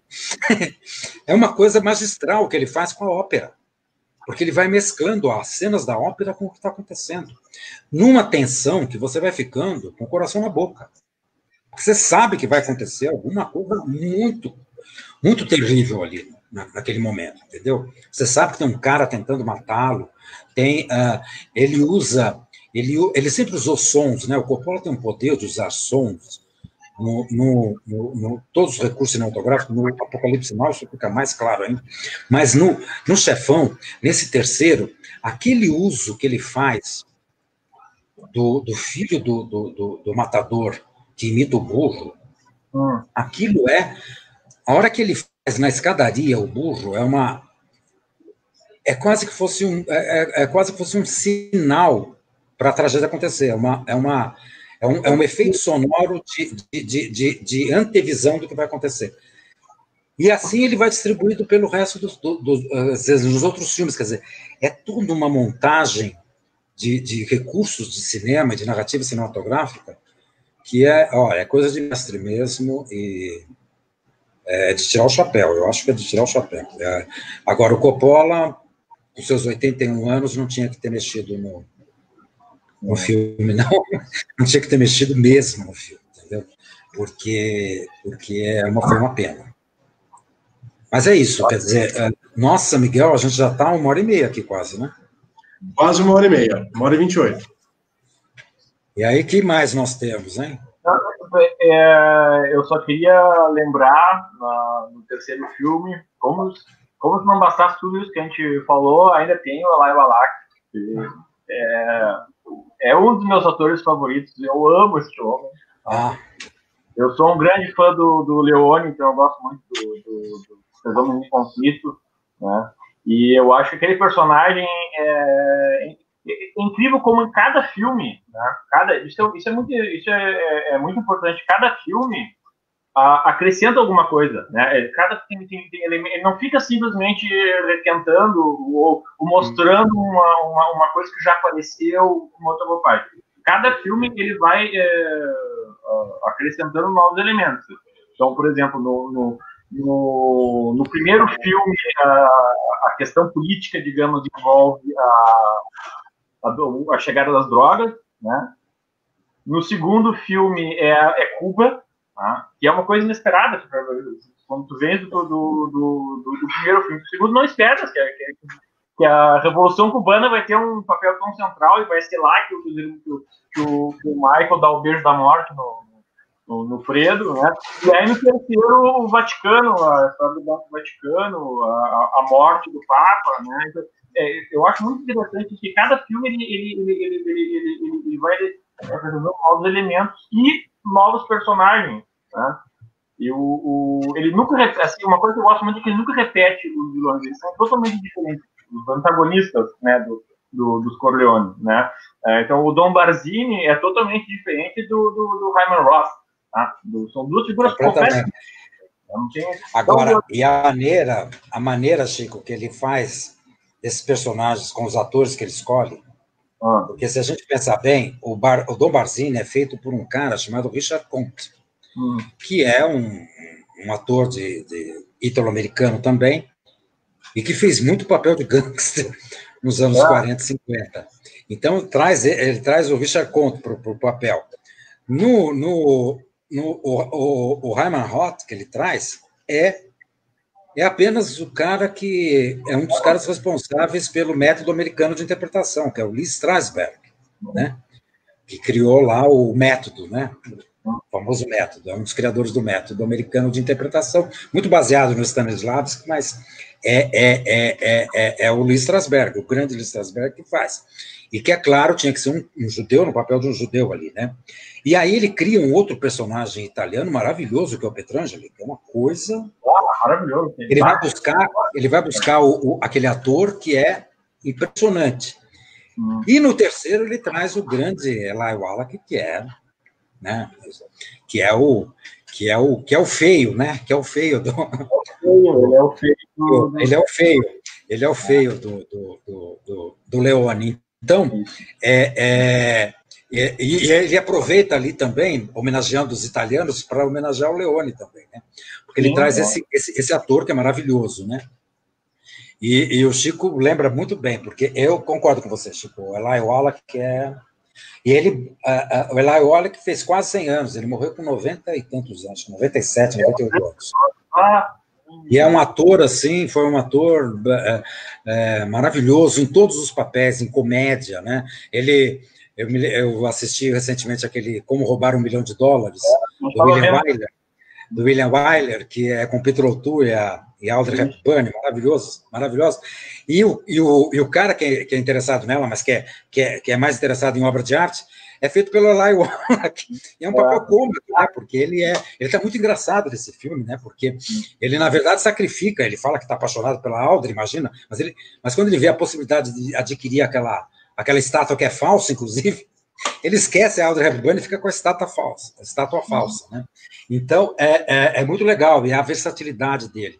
Então, nossa, daria para a gente ficar mais umas 3 horas falando sobre essa trilogia. Eu só queria lembrar, Jeffs, que você, na sua fala, você falou do Visconti, que é uma influência clara e visível, né?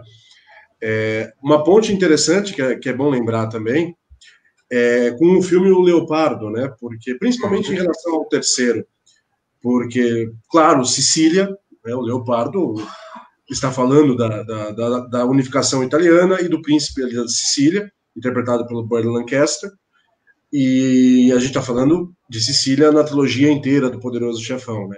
Só que no caso do terceiro filme, o que é curioso é que no Leopardo, o Burt Lancaster faz parte daquela aristocracia que vai ser substituída, né, por uma burguesia. Pela burguesia.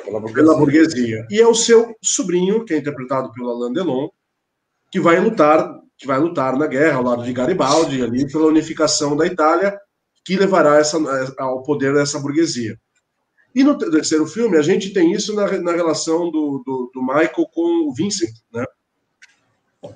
Porque uma frase... exatamente. Exato, uma frase conhecidíssima do Leopardo é aquilo que as coisas precisam mudar para que elas continuem iguais, né? Tanto do livro quanto do filme. E é dita pelo Tancredi, Exato. E aí, parece que aquele universo da máfia é um universo que, uma vez que você entra, você não consegue sair mais, a não ser que você saia morto, né? É a única forma de sair, basicamente, desse universo, né?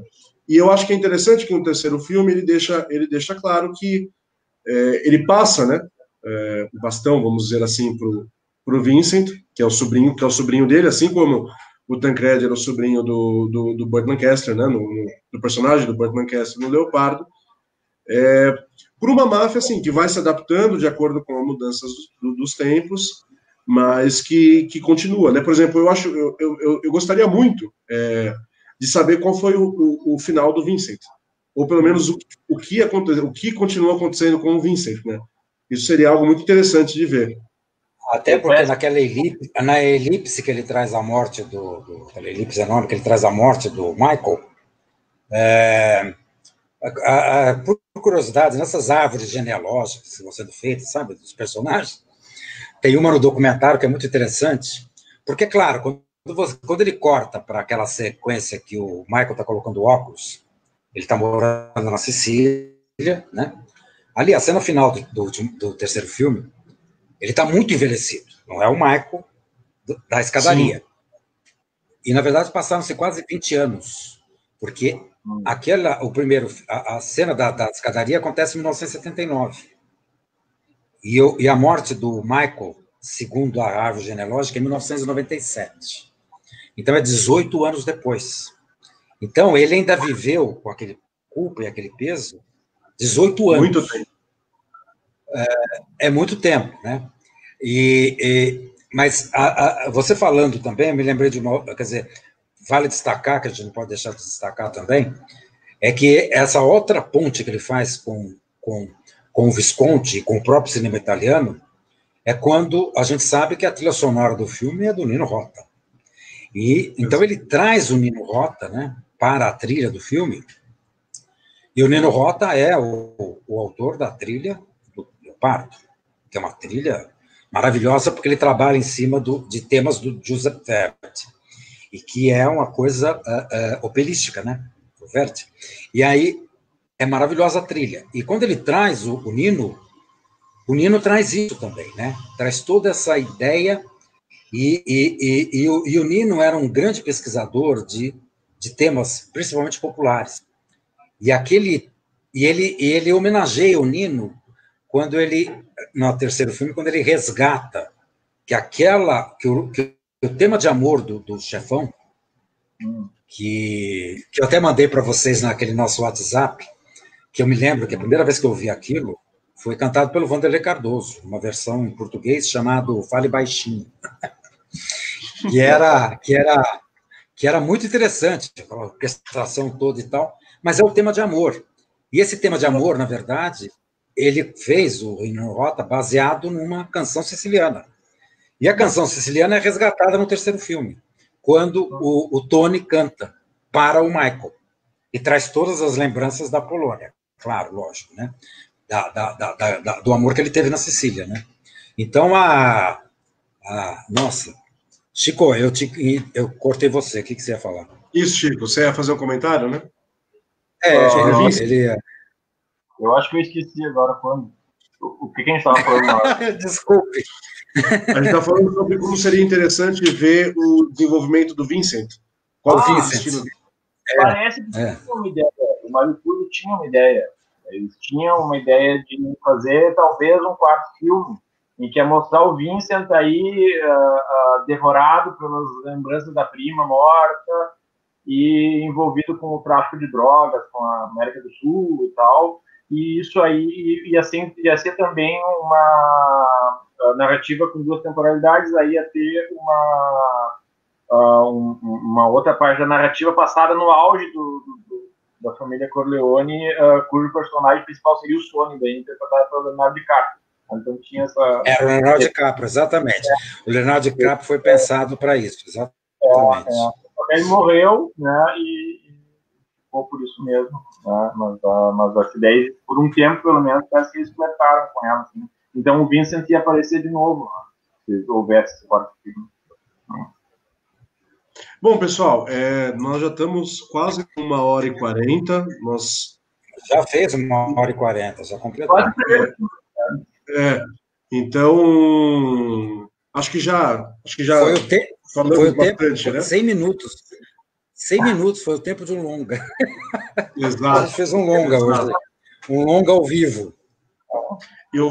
Portanto, eu vou perguntar se vocês querem fazer mais um comentário final, uma consideração final. Aí a gente já encerra, porque a gente já falou bastante já. Não, eu acho que eu falei bastante já. Só diria que continua sendo uma trilogia maravilhosa. Dá para a gente assistir 1 zilhão de vezes. Porque é maravilhosa sempre. E eu acho que vamos continuar assistindo esse filme, essa trilogia. E o terceiro filme continua uma coisa maravilhosa. Tá bom, eu só queria encerrar resgatando uma coisa que a gente falou lá no meio, né? Qual é o favorito?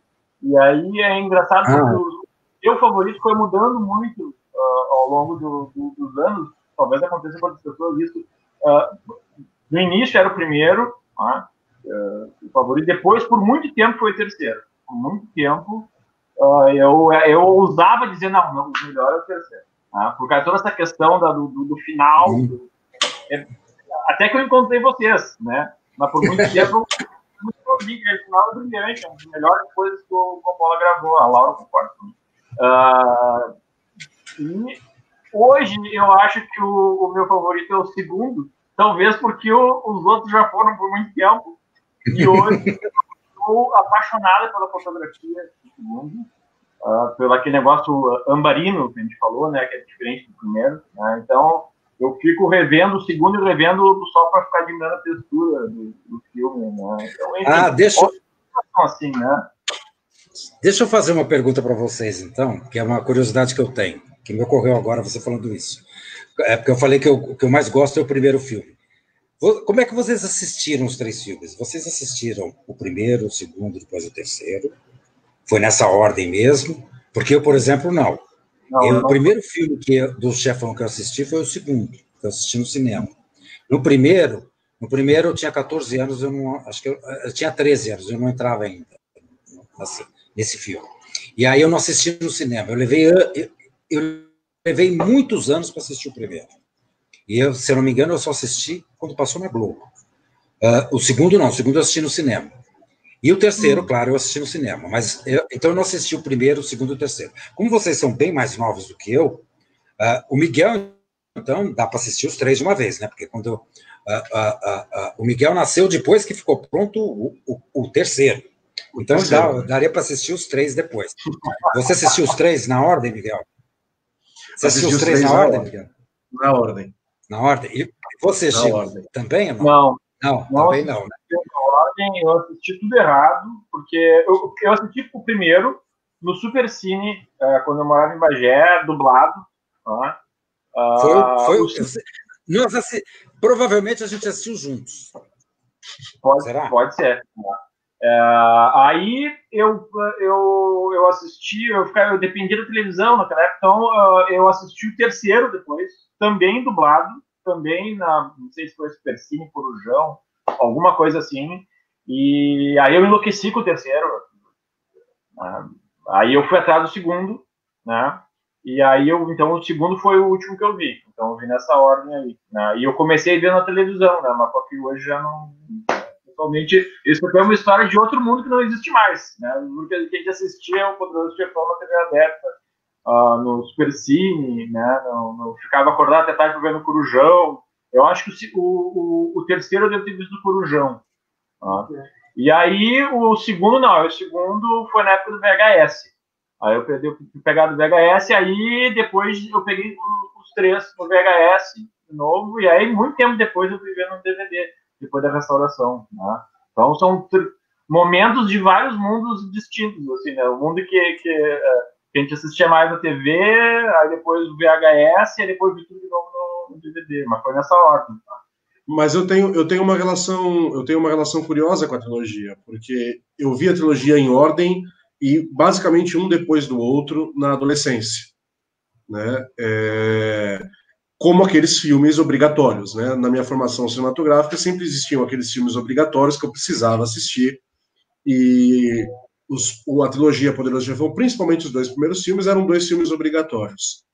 E aí eu vi os 3, eu gostei dos 3, eu fiquei mais impactado pelo primeiro na época, mas eles nunca foram um objeto de amor na minha adolescência. Eu não amava, eu não era completamente apaixonado por aqueles filmes. Eu gostava, reconhecia todo o mérito deles, mas era algo que ficava um pouco distante. Quando eu fui rever mais velho, alguns anos mais velho já, aí foi uma situação completamente diferente. Aí eu me apaixonei completamente pelos 3 filmes, e principalmente pelo terceiro, porque e aqui eu falo sem querer analisar assim, cinematograficamente, eu falo como resposta emocional mesmo de um espectador. O terceiro me emociona assim de um jeito que poucos filmes me emocionam. Eu acho toda aquela trajetória final do Michael, e principalmente aqueles minutos finais, assim, para mim é uma daquelas conquistas cinematográficas incontornáveis, assim. O cinema, depois, por exemplo, desse final do Poderoso Chefão 3, vira uma outra coisa. E aí é preciso partir dali, sabe? É um daqueles patamares atingidos, né?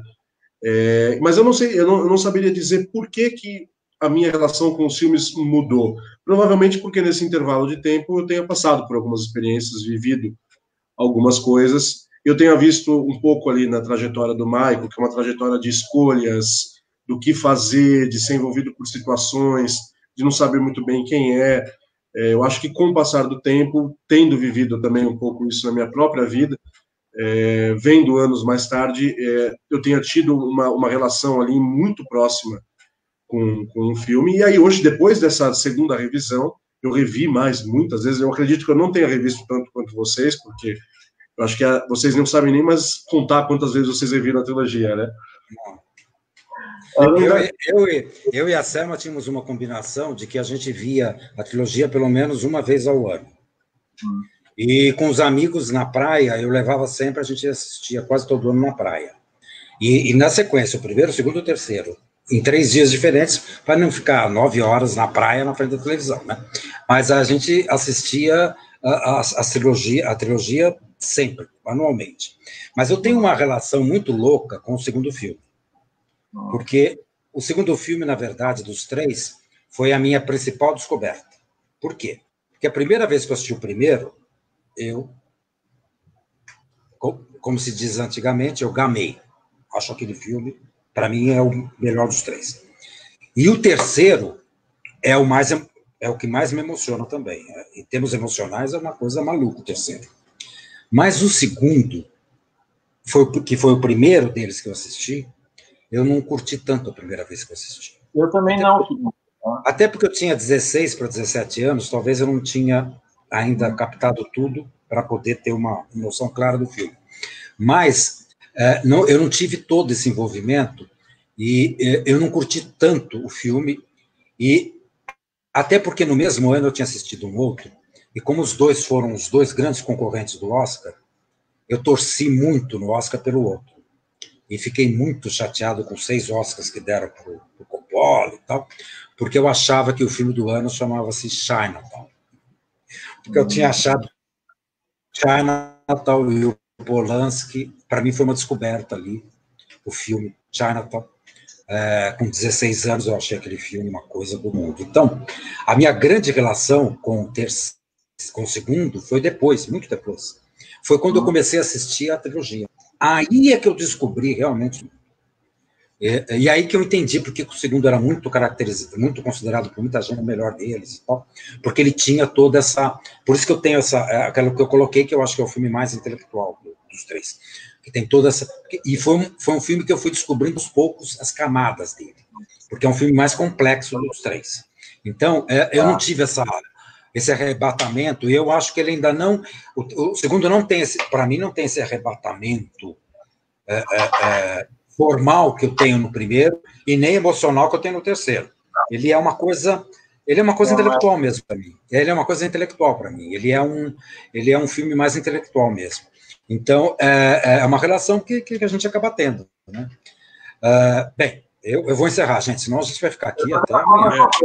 Eu só quero dizer, é uma lembrança que acabou de me vir na cabeça aqui, porque estava falando de família e tal, né? E também essa história também, eu acho que mostra como o primeiro filme foi universalizado, assim, como esse filme realmente tinha uma época que todo mundo tinha visto. É impressionante. Porque eu estava contando quando eu vi a primeira vez o primeiro filme, que foi o primeiro que eu vi, passou no Supercine, eu não ia ver. Né? Mas aí eu lembro que eu estava numa sala com um tio e um primo, bem mais velho que eu. Eu não me lembro quem era o tio, mas o primo, se ele estiver vendo, era o Beto. Ele deve ser uns 10 ou 15 anos mais velho que eu, mora lá em Bagé até. E aí eu lembro que o meu tio falou, passou uma propaganda na Globo, né? Que é passar hoje o Poderoso Chefão. Aí o meu tio falou, vai passar o Poderoso Chefão. Aí o meu primo fez assim, ó, é um baita filme. E não disse mais nada. E aí nessa hora eu vou ver o que estão falando, né? E aí eu assisti pela primeira vez esse Supercine e eu gamei na hora no primeiro. Foi amor à primeira vista, porque eu não sabia nada, não tinha internet naquela época, eu não sabia nada. Então eu entrei profundamente no filme logo de primeira, né? E essa mesma cena que tu disseste aí da caminhada do Michael, assim, foi um momento na minha cinefilia. O Al Pacino disse que a cena favorita dele é essa também. Também é. E curiosamente também aconteceu o segundo, né? Quando eu vi da primeira vez eu não gostei tanto, né? Porque eu acho que porque eu tinha visto o primeiro é mais emocional, né? Então o segundo eu demorei muito para gostar, né? Mas hoje, atualmente, ele é o meu favorito, no sentido que eu estou assistindo mais, assim. E, enfim, né? Assim, a gente volta, a gente vê, a gente vive dentro do... Praticamente, uma parte da minha vida eu vivi dentro desse filme. Que eu acho que é o maior elogio que pode fazer um filme. O curioso aqui é que, Jeffs, o teu favorito até hoje é o primeiro, né? Isso. O seu favorito atualmente, Chico, é o segundo? Atualmente é o segundo, mas já foi o primeiro, foi o terceiro, aí hoje é o segundo. Né? Então, o meu atualmente é o terceiro. Então, fechou. O que mostra como a trilogia é, né, do começo ao fim, é algo impressionante, né? E a trilogia, inclusive, aqui, a trilogia dos três é pela idade também, né? Eu com o primeiro, ele com o segundo e você com o terceiro. É isso. Uma escadinha. Exato, escadinha etária, exato. Bem, vai bater 2 horas de live, eu nunca vi uma live. Mas nem a do Caetano Veloso teve 2 horas, pelo amor de Deus. Não, se contar que daqui a pouco a gente vai ficar com uma live do tamanho. Não, e a gente nem canta, né? Eu não canto nada. Então, é só lembrar, né, Miguel, que a gente vai colocar essa gravação no site do Estado da Arte mesmo, vai ficar na página do Estado da Arte do Facebook, que é onde todo mundo viu hoje, mas a gente vai colocar lá na nossa página, lá no nosso site do Estado da Arte, no Estadão também.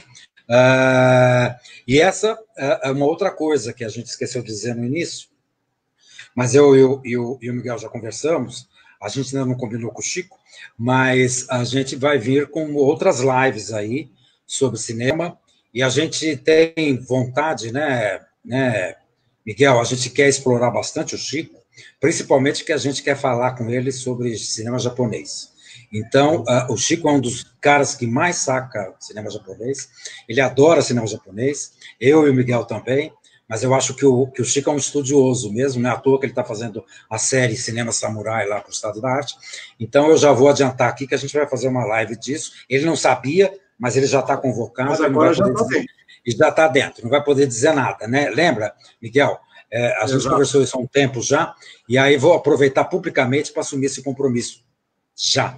E eu acho que a gente também precisaria fazer uma live com a dona Laura Ferraza, porque ela está com uma série maravilhosa sobre análise de filmes, a partir dos seus figurinos, porque a Laura saca para chuchu disso, e eu quero que a gente fale com ela, converse, e monte aí uma live, viu, Laura? Pode combinar com ela, viu, Chico? a gente vai querer conversar com a Laura também, né, Miguel? Porque eu acho que é uma coisa que é muito pouco discutido, e eu acho que tem tudo a ver, toda essa concepção, sabe? Só a possibilidade de falar de Piero Cozzi, de falar de Milena Caroneiro, tá? É uma coisa que a gente vai ter que fazer. Então, vem aí umas outras lives bem legais. Nossa, eu estou muito cansado de falar, viu? Miguel, encerra, vai. Olha, eu adorei fazer isso, foi ótimo a gente conversar os três aqui. Não, assim, foi muito bom mesmo. Pelos comentários que a gente foi recebendo aqui, a gente recebeu bastante comentários, o pessoal gostou também. Ótimo, e aliás, a gente faz essas coisas justamente para o público, né? Para que eles possam acompanhar, né? Então, eu gostaria primeiro de agradecer a todos que nos acompanharam, a todos que também nos assistirão, mas depois, porque vai estar disponível tanto no Facebook do Estado da Arte quanto no Estado da Arte. E, claro, queria agradecer ao Chico, a você, Jeffs, pela participação brilhante. Eu peço desculpas por aquele probleminha técnico que a gente teve ali no meio da live. São coisas que acontecem, mas que ainda bem que nós conseguimos contorná-la. E nós voltamos em breve com mais lives sobre diferentes assuntos. Legal. Então, um abraço a todos. Tchau, pessoal. Até mais. Tchau, tchau.